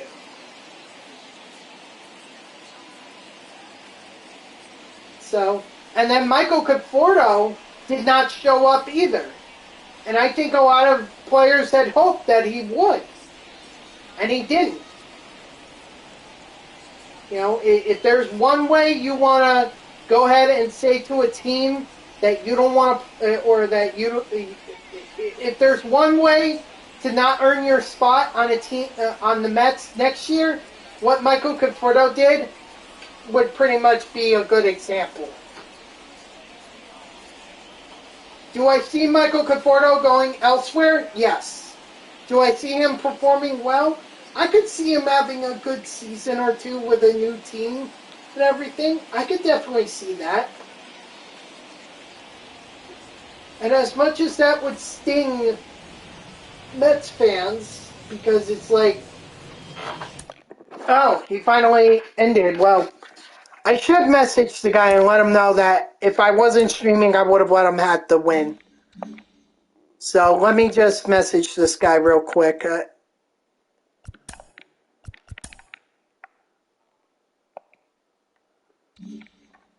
Okay, so Daredevil 2_score. Let me just send a quick message to this guy, and then I'll get back into the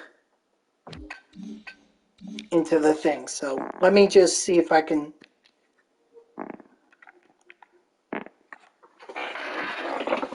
Let's see.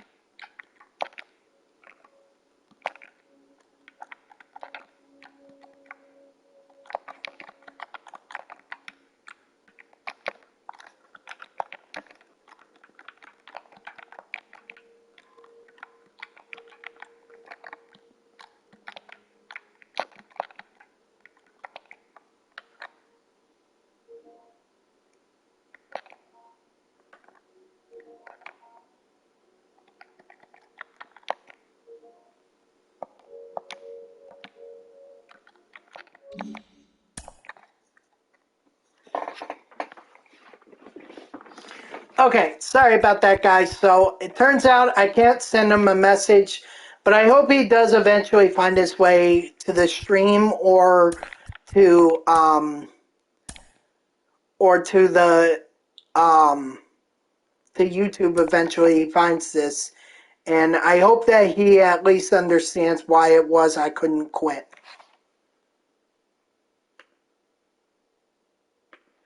So make that 14 wins for us.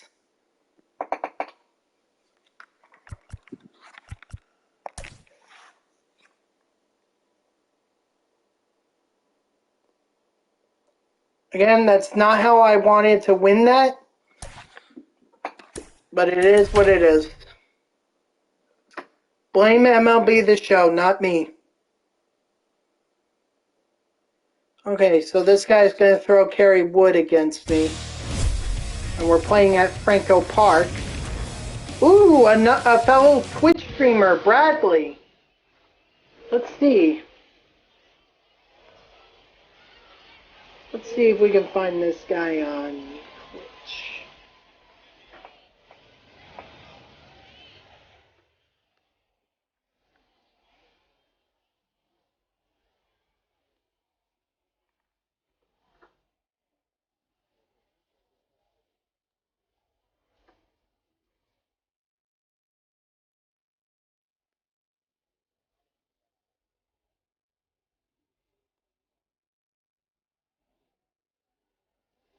Okay, well,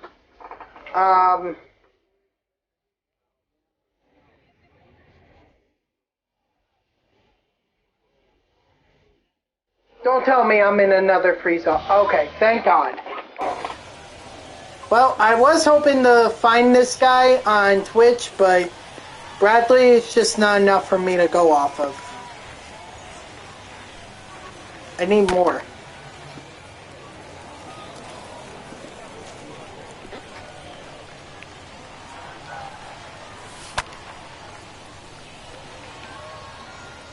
Attaboy Byron.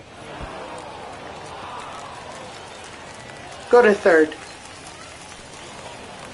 Let's go! A triple! Batting second, the left fielder, Jason Baez.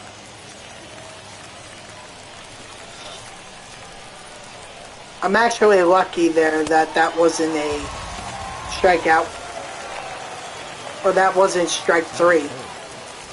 I mean, that last pitch, yes, but the pitch before it, that wasn't strike three.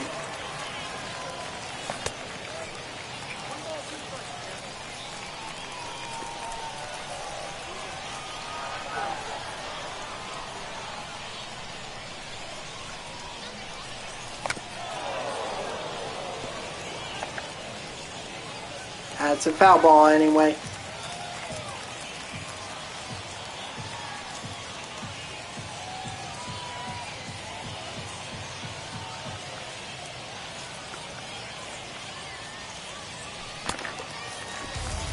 Oh, no. Fuck. Right down the middle, too, and I...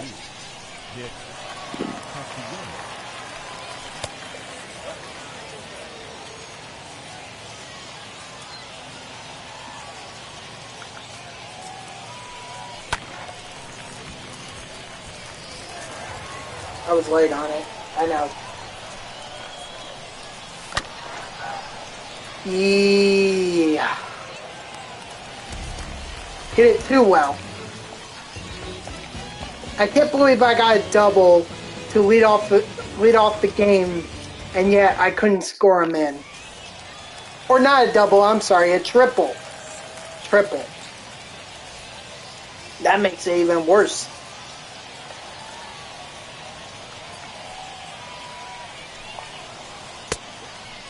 Count 1 and 2.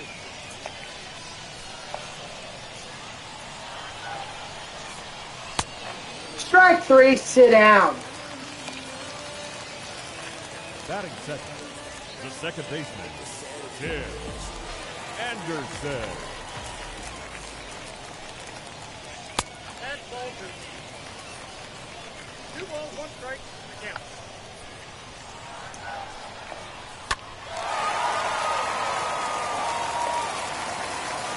Are you kidding me, Buxton?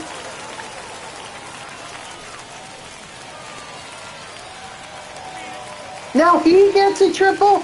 I'm sure he's going to capitalize on it. Batting first, the first baseman, Frank Thomas.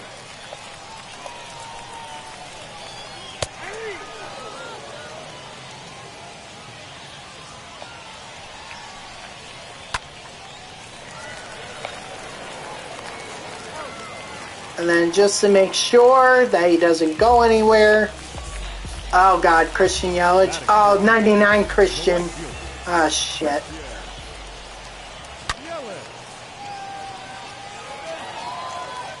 Oh, thank God. So, okay, so now we're even. Pretty much even. He had a triple and he couldn't capitalize. I had a triple and I couldn't capitalize.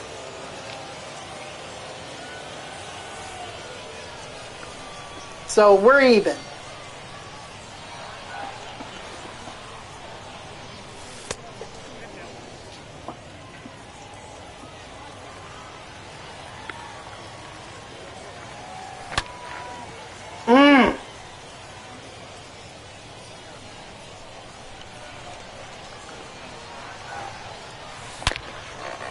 Attaboy, Roberto!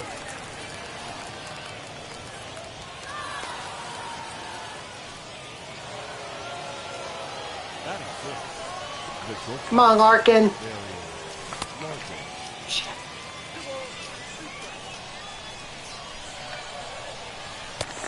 No! God damn it.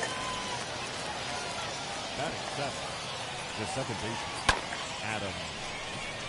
Yeah, I kind of figured that the high fastball was coming.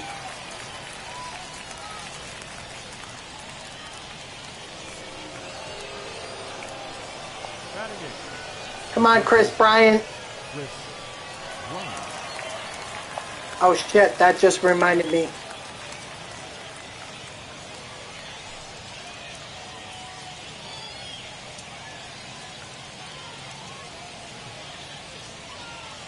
Counts 3-1. I need to go here and I need to get a pitcher up and warming. We're gonna go with Reyes.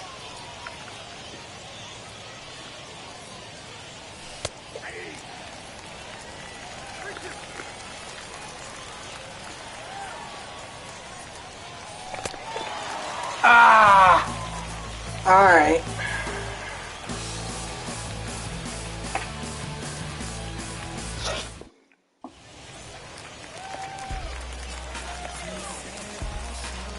If Turnbull ends up getting into trouble here, then I will definitely take him out.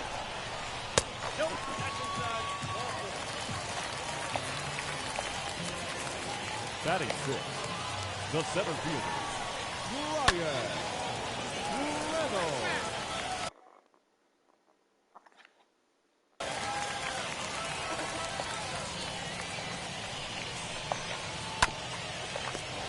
Let's go. Double play.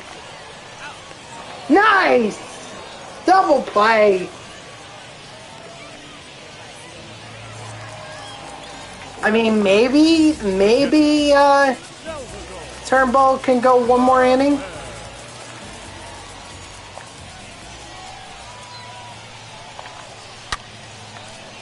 He can. Wow.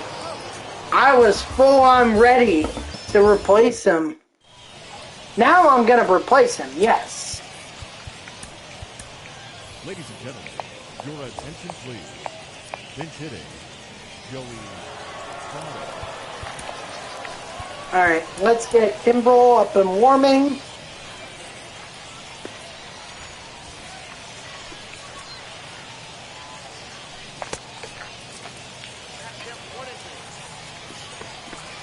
That was it. That was the pitch.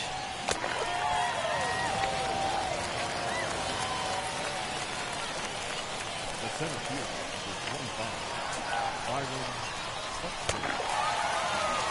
I knew it was coming, and yet still I was too late on it. I was expecting it.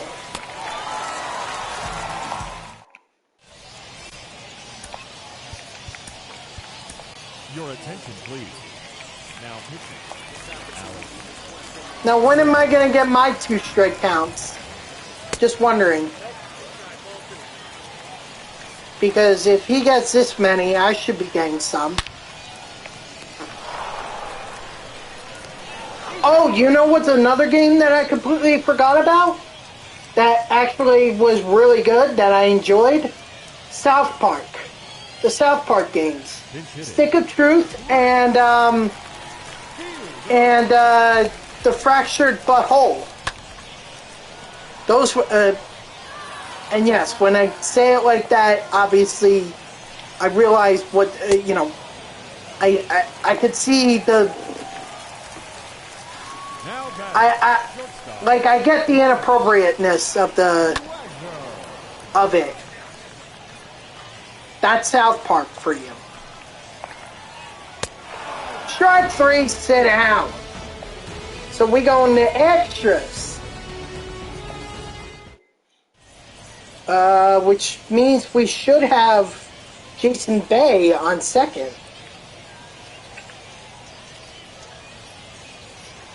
Your attention, please. Now pitching. Jump. Hader.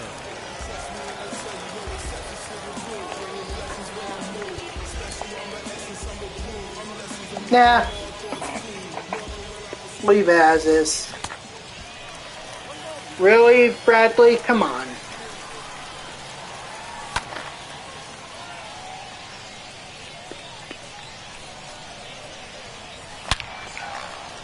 Oh, Bradley, let's go. 2-run shot. Bobby Bradley. That's the Bradley I was looking for. Where has that man been?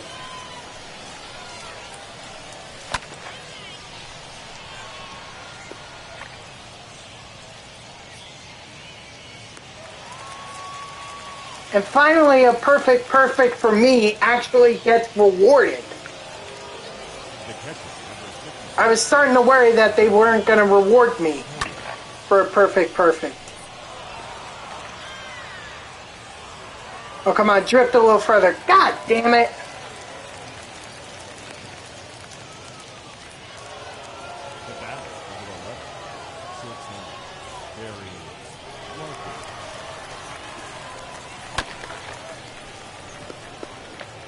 Nope, that's going to get caught. Alright. 2-run shot. Let's hope we can keep it. Ladies and gentlemen, your attention, please. Now pitching. Brett Count of 1 and 2. Strike 3, sit down. If there's anyone I'm scared of that could possibly tie this game up, it's this man right here.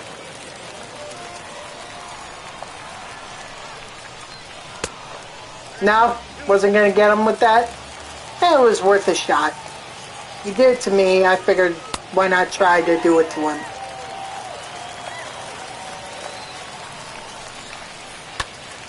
Oh my gosh, I thought he was going to have it there.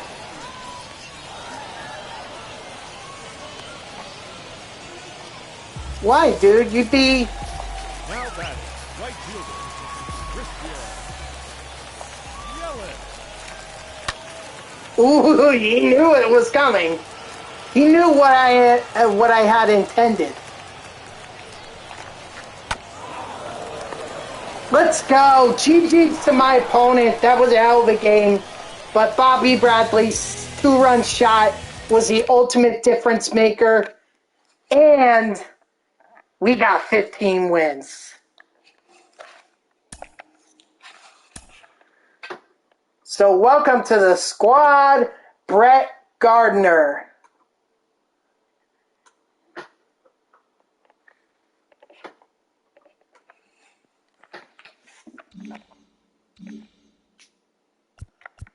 Let me go ahead and lock him in. He's actually the last signature series that I need in order to get Kershaw's voucher, or the voucher for Kershaw. So now I'm halfway towards Kershaw. Or I'm past halfway anyway.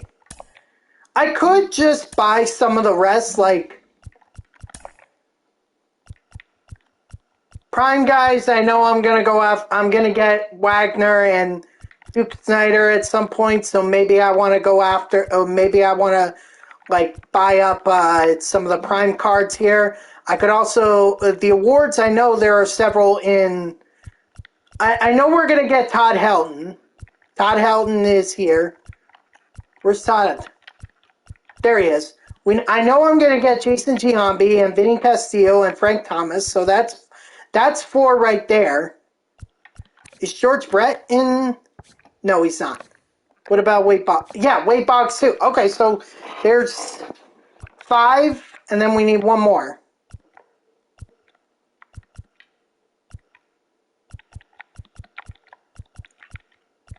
I don't know. We'll figure it out.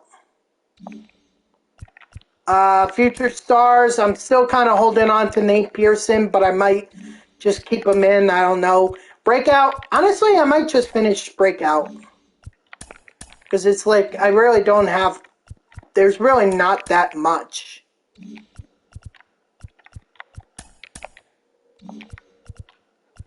Hold on.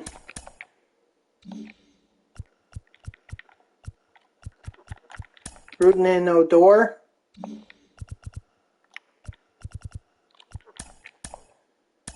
Yeah, let me go ahead and buy let me just get this done. I might as well. He's 18,000. He's 17. Alright, so there we go. Breakout. Voucher is in. So make it 9 now. Let me just see if there are others that I could complete. I could do this.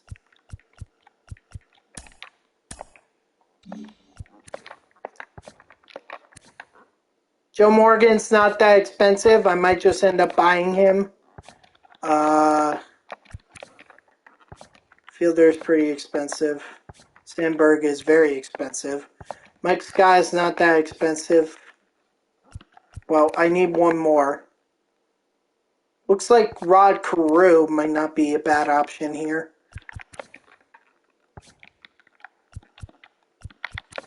Yasmani?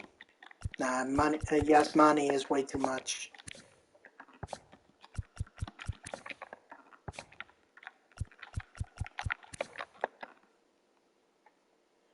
Okay, so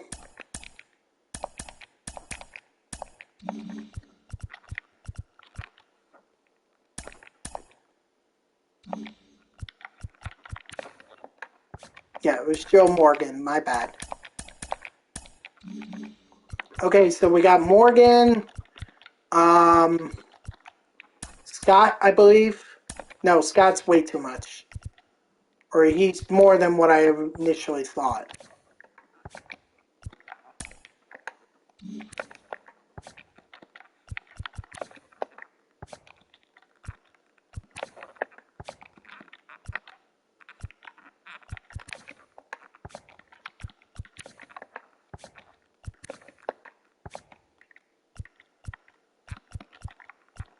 Sorry, guys. I'm just... Okay, we'll go with Tony Watson here. That should be all 3. Yep. All right, so there we go. Kershaw All-Star voucher is in. And postseason, yeah, there were 5. Who was I thinking about? Verlander's a lot. Adam Eaton, can I just get him from, the 7th inning? Yvonne, he wouldn't be too bad. Corbin, he's not too bad. Adam Wainwright isn't too bad. Blake Snell is a little more expensive than I'd like. Yeah, so we'll just buy Corbin. We'll also buy Pudge here. And then I'll wait to get Adam Eaton. Because all the... actually,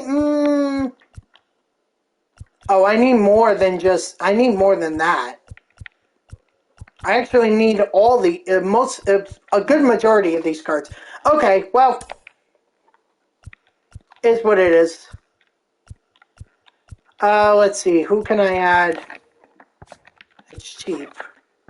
Holland, no. He's a little more expensive than I like. Hershiser. I thought that said 300,000. I was about to say.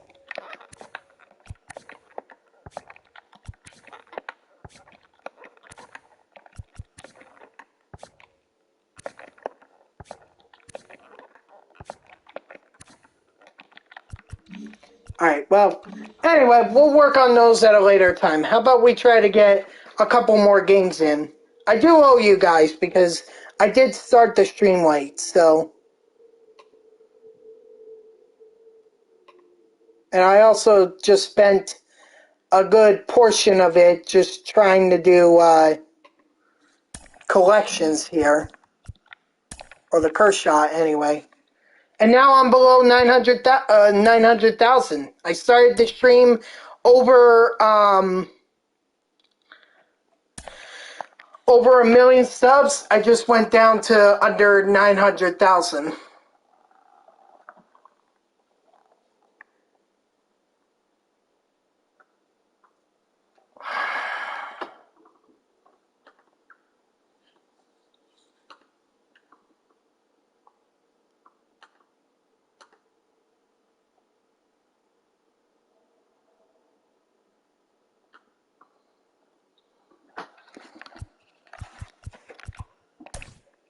Give me Rodon.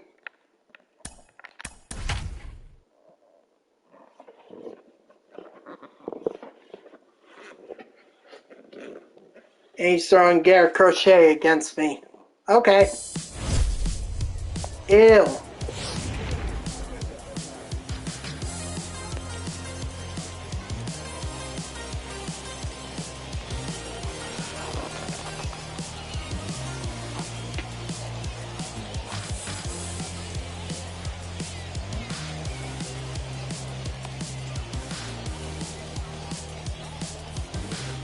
It sounds like the Guided by the Light by The Weeknd.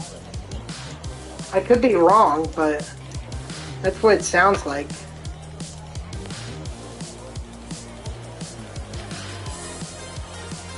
No, it's not. Sorry, No, it's definitely not Guided by the Light by The Weeknd. Where am I at? 2-2.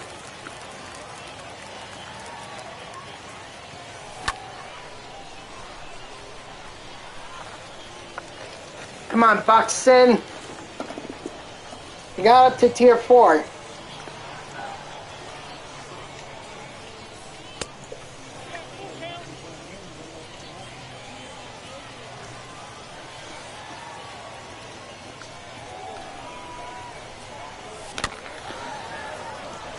I was lucky to found that off. I'll just say that right now. I am lucky.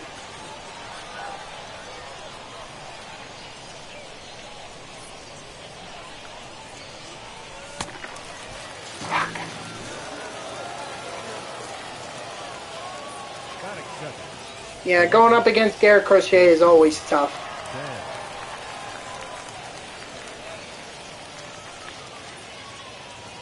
PCI was right on it, just didn't react quickly enough. I kind of figured that he was going to try and get one over. You know, fastball, maybe I wouldn't miss it. Or maybe I would miss it. God damn it, he fooled me with the slider. That is first. The first baseman, number 44, Bobby Bradley. Come on, Bradley. The hero of the last game with the 2-run homer. He pops up. Oh, looks like this guy is running with Carlos Santana behind the plate.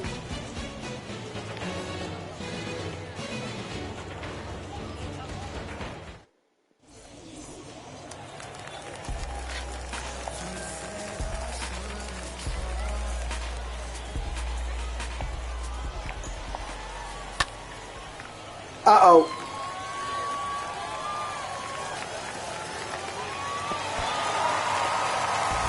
Yeah, I probably could have rocked it, but I got there way too early.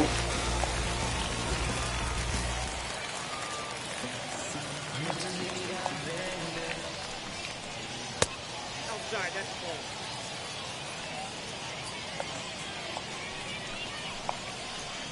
Nope.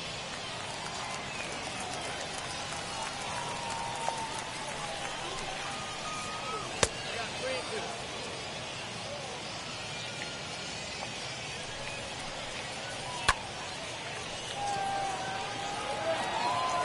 So we'll switch over to the right fielder, Nick Castellanos. Batting third, the first baseman, Brett Fielder.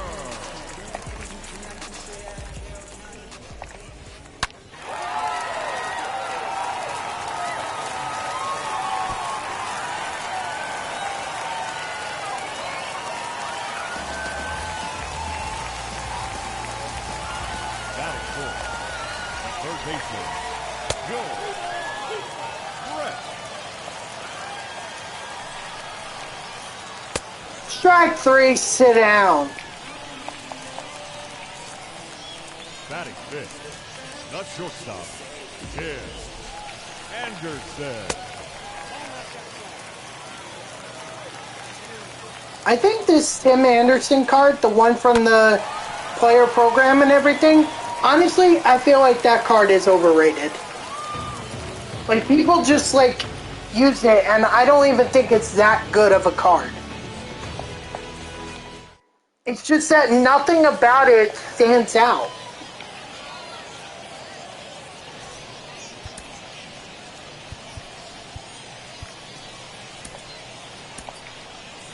So, Gates, this run I have like 2 wins.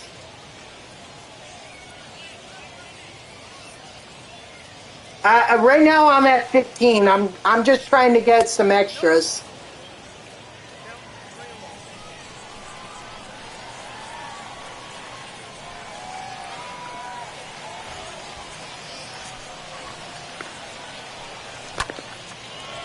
Oh, Nick Castellanos.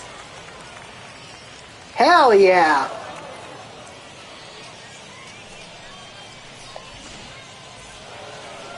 Why, are you on some 12-0 run or something?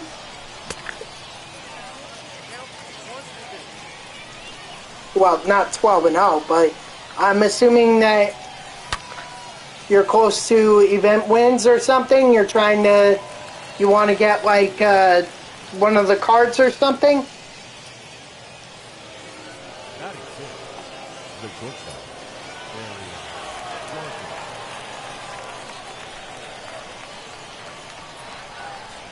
Come on, Barry Larkin. Fuck.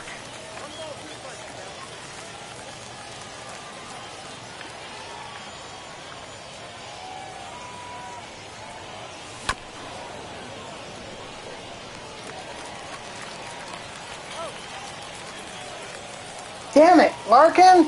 Like, I thought you were good and, like, you're showing me shit. Oh, okay. Yeah, I can see that you're playing me, yeah.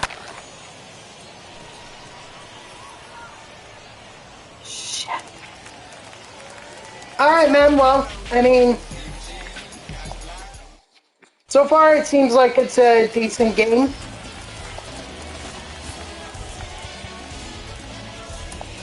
Your attention, please. Now, pitching, Joe Minton. 1 ball, 2 strikes.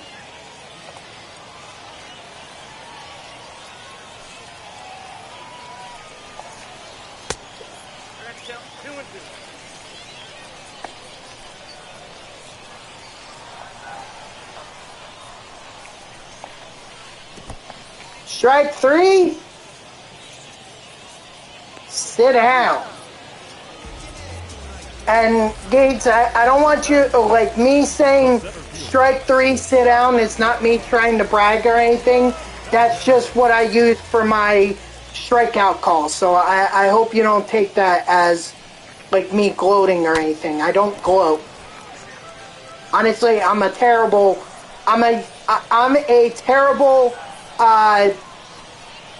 event player, so I have nothing to really gloat about here.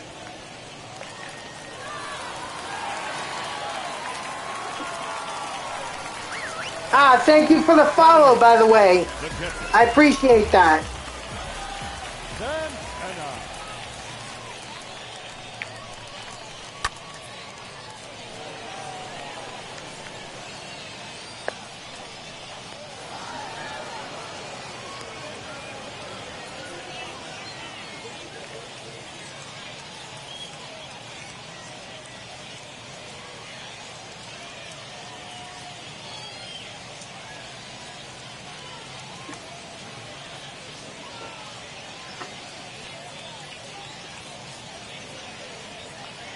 Ladies and gentlemen, your attention please. Now coming into So what? I started this at 4. I started this at 11, so I've gotten 11 wins. So now I'm at 15, which means I have 4 straight wins.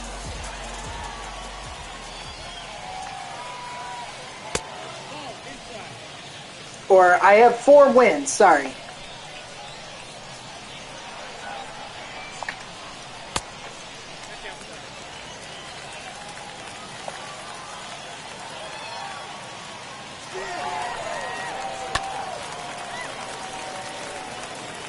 All right. Nice.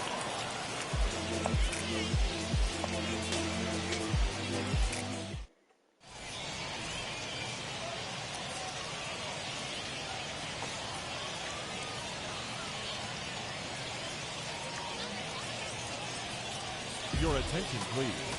Alex Reyes. Good choice. Hold on 1 second.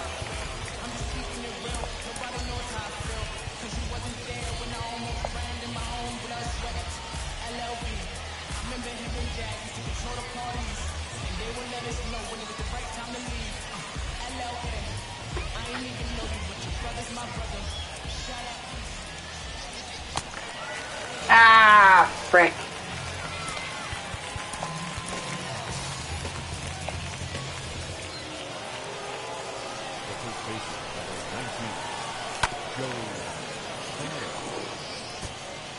I gotta lay off those inside pitches.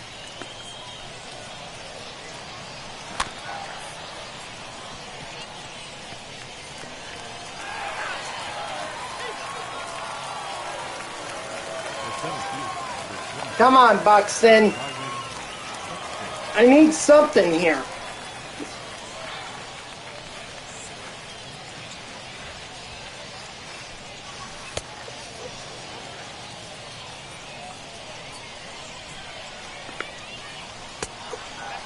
Okay, I'll take that walk. That works. Now batting, the left fielder, Javier Baez. Let's go. Go to third. Go to third, Buxton. Heck yeah. Let's get that run in and let's take the lead. Now batting, the first baseman, Bobby Bradley.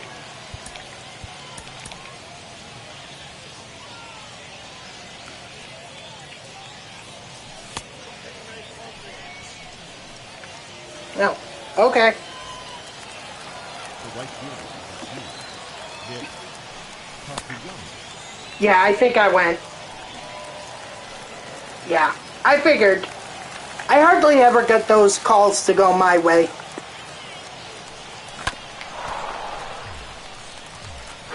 I don't know how I make contact with that. I really don't. I'm sorry.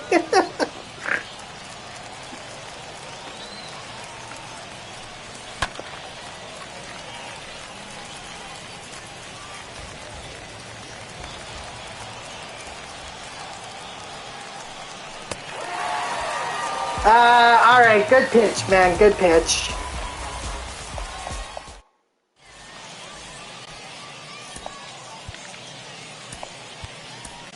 Your attention, please. Now pitching, Ryan Caffordo.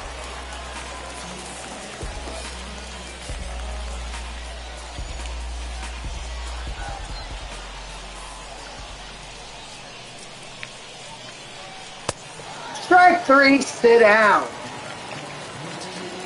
The batter, the second baseman, Francisco Lindor. Uh-oh. Come on, get there, get there, get there! Oh, he just missed it.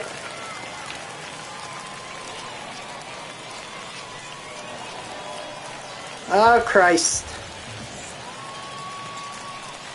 Now batting, first baseman, Brett Gardner.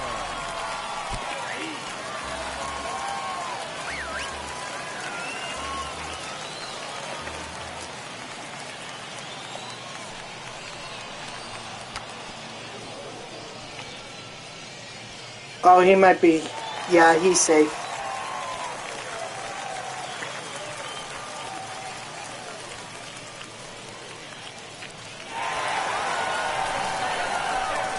I'm sorry, man. I think you would have had that run if you had kept going. Brett.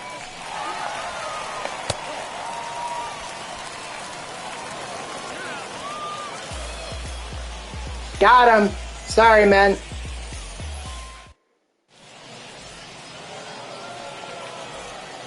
All right, come on, Roberto. Let's win this. Holy shit, man.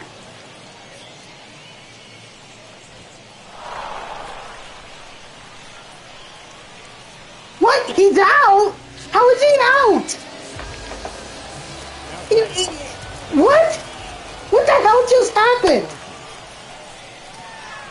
Someone please explain to me what the hell just happened.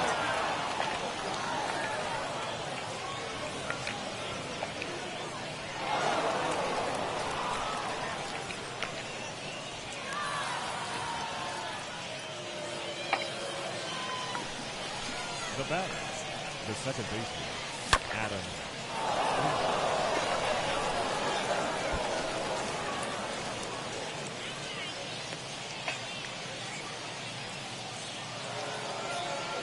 Now batting, the third baseman, Chris Ryan. No, that's not enough. Just go back.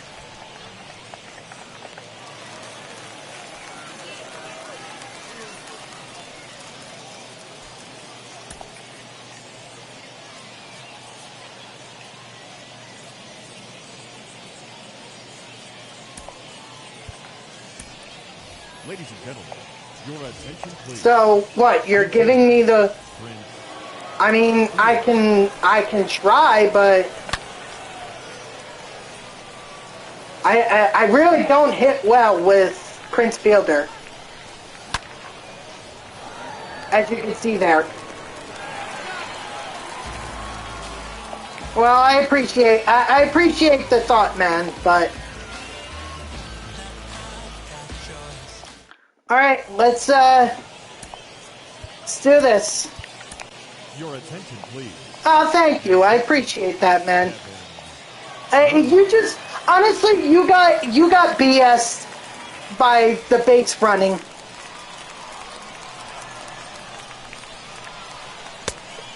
You got so BS by it. I think if you had scored that run, I don't know what made you, I don't know what made you, or what made your runners stop and then go back to third, but Number 7. I honestly think you got BS, man.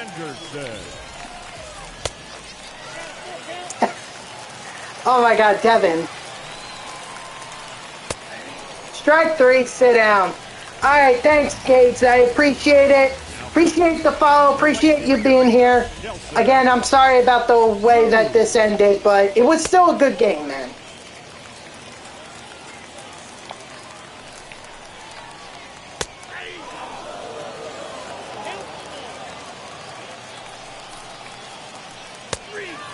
Strike 3, sit down. Alright, good luck with the rest of your event run, man. Good luck with it. Why did you want to give me the win?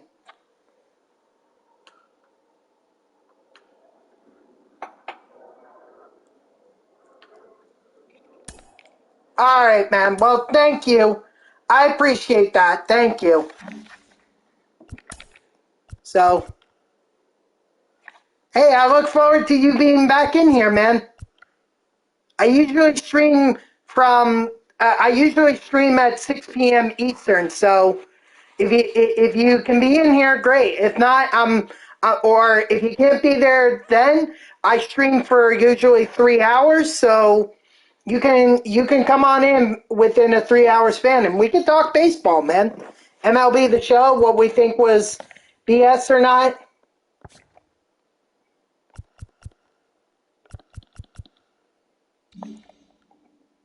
What do we do? Do we do one more run? Or one more game? These don't matter, I'll just end up selling them.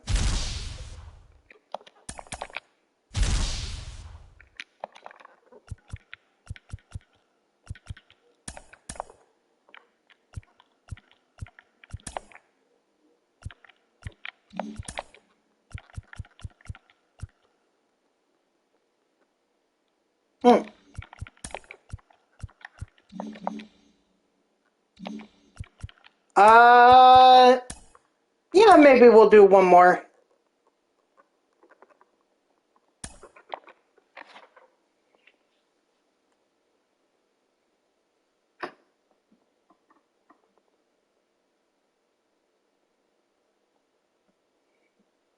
Yeah, but you won't believe it, man.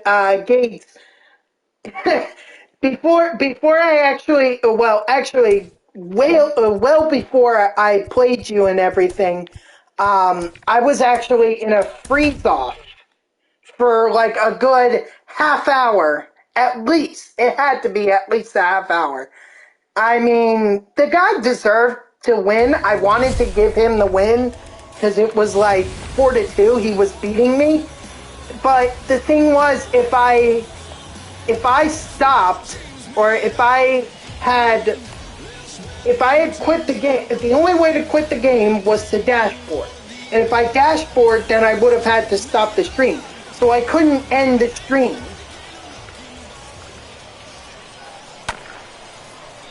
So I basically just sat there for a half hour just talking. That's all I did was just talk. And finally the guy, I guess he dashboard or whatever, saw that I wasn't quitting and figured it wasn't worth it, so he just gave up. And I really do hate that on the guy because he deserved it, but I just didn't want to end the stream or make it a two-parter. I always hate it whenever my streams end up being two-parters. It's just like, I don't want to deal with that. I'd rather have one full stream. So, it's nice of you to give me the win. But man, this guy ain't giving me any slack right now. Just threw Justin Verlander against me and damn, I couldn't touch him.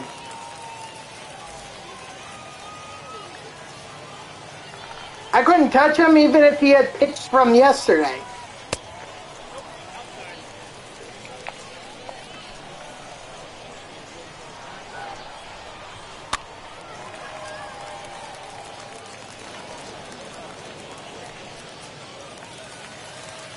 Batting second, the third baseman, Javier Baez.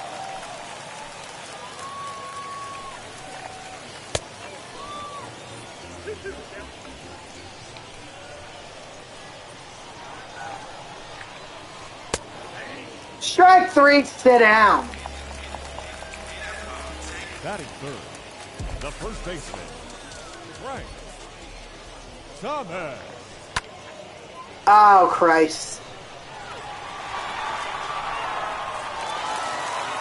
Yeah, that'll teach me to throw a fastball up.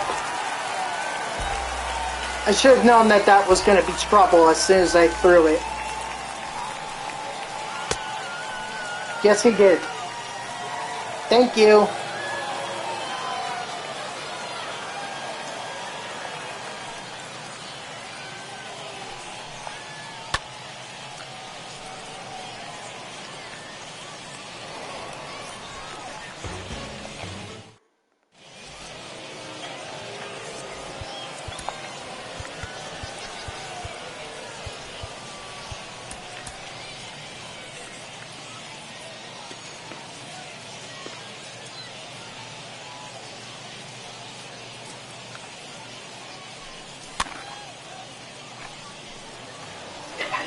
God, this Justin Verlander is just, it's such a beast of a card. I wish I had it, but I suck at ranked seasons. The catcher, number 55, Roberto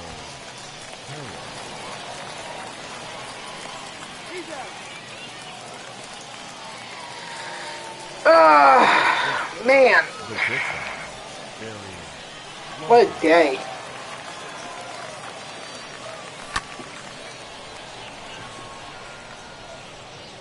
How does good end up being a pop out or a fly ball to right field? That doesn't make any sense.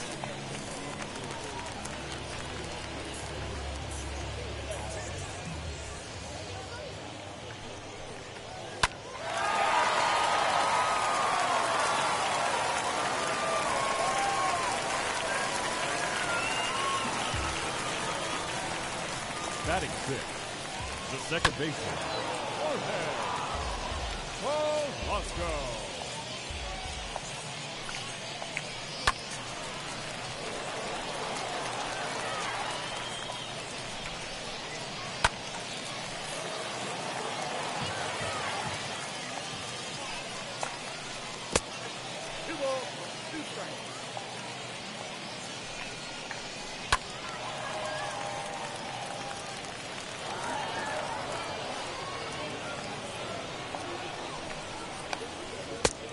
Oh, wow. I am lucky on that one.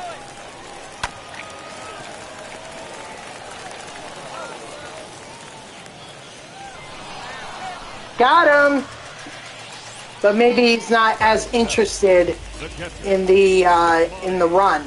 Because I think he knows all he probably well, never mind. There we go. He just got two. So if one wasn't enough, two is probably well enough.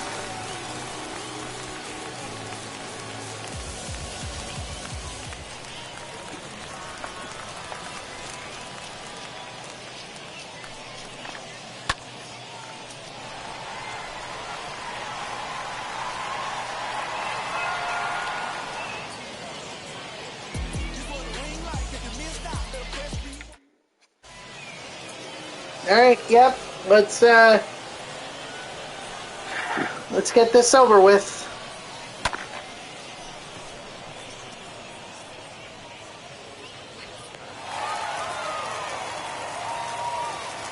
Ooh. Wow, that's quick.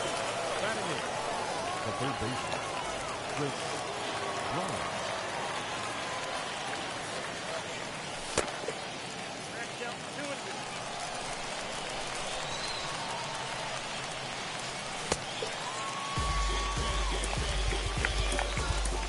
Your attention, please. Come on, Votto. Joey Votto.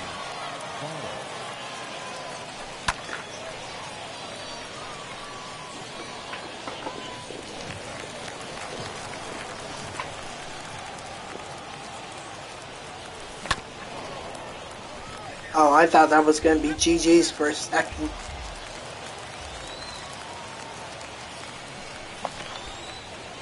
Alright, well, GG's to my opponent. I mean, World Series player, 12-0 in VR. Yeah, there was no question that I was facing someone who was way above my skill level. So, GG's to him.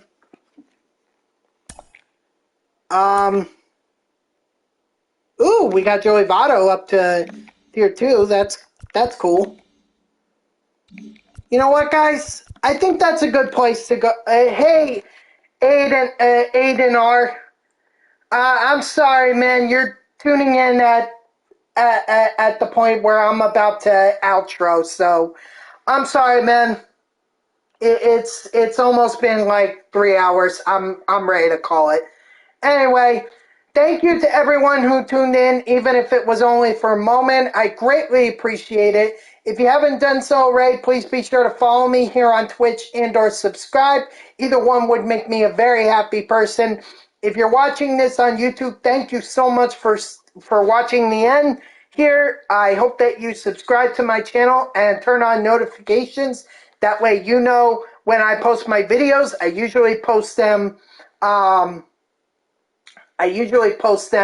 the following day. So, and I'm actually going to go ahead and put the link to my YouTube channel so that anyone here in the chat who wants to go check me out on YouTube can see how this stream went. It was interesting to say the least. So, and if you want to know when I go live, you can follow me on Twitter at JeffreyWarner3. The link is in the About page that's underneath my stream. So go check that out. I'll always tweet whenever I go live. That, or you could just hear me talk about how terrible my Jets are, but it's not something I've already said in my Twitter, in my stream already. Or you could just turn on notifications here on Twitch. That way Twitch sends you an email every time I start up a stream. Overall, guys, we got one of the players, Brett Gardner. I'm very happy about that. I thought that maybe if I just got to him, that would be enough, but we're actually past him now to the point where we only need 4 wins to get Javier Baez. To me, that's the most important card. Todd Helton, yeah, he's great, but to me, it's getting Javier Baez that I want. So tomorrow, we're going to be picking this up. Going to be grinding for Javi. And hopefully we can make even more progress and we can finish this event out soon. So I hope to see you tomorrow, 6 p.m. Eastern. And until then, have a great night.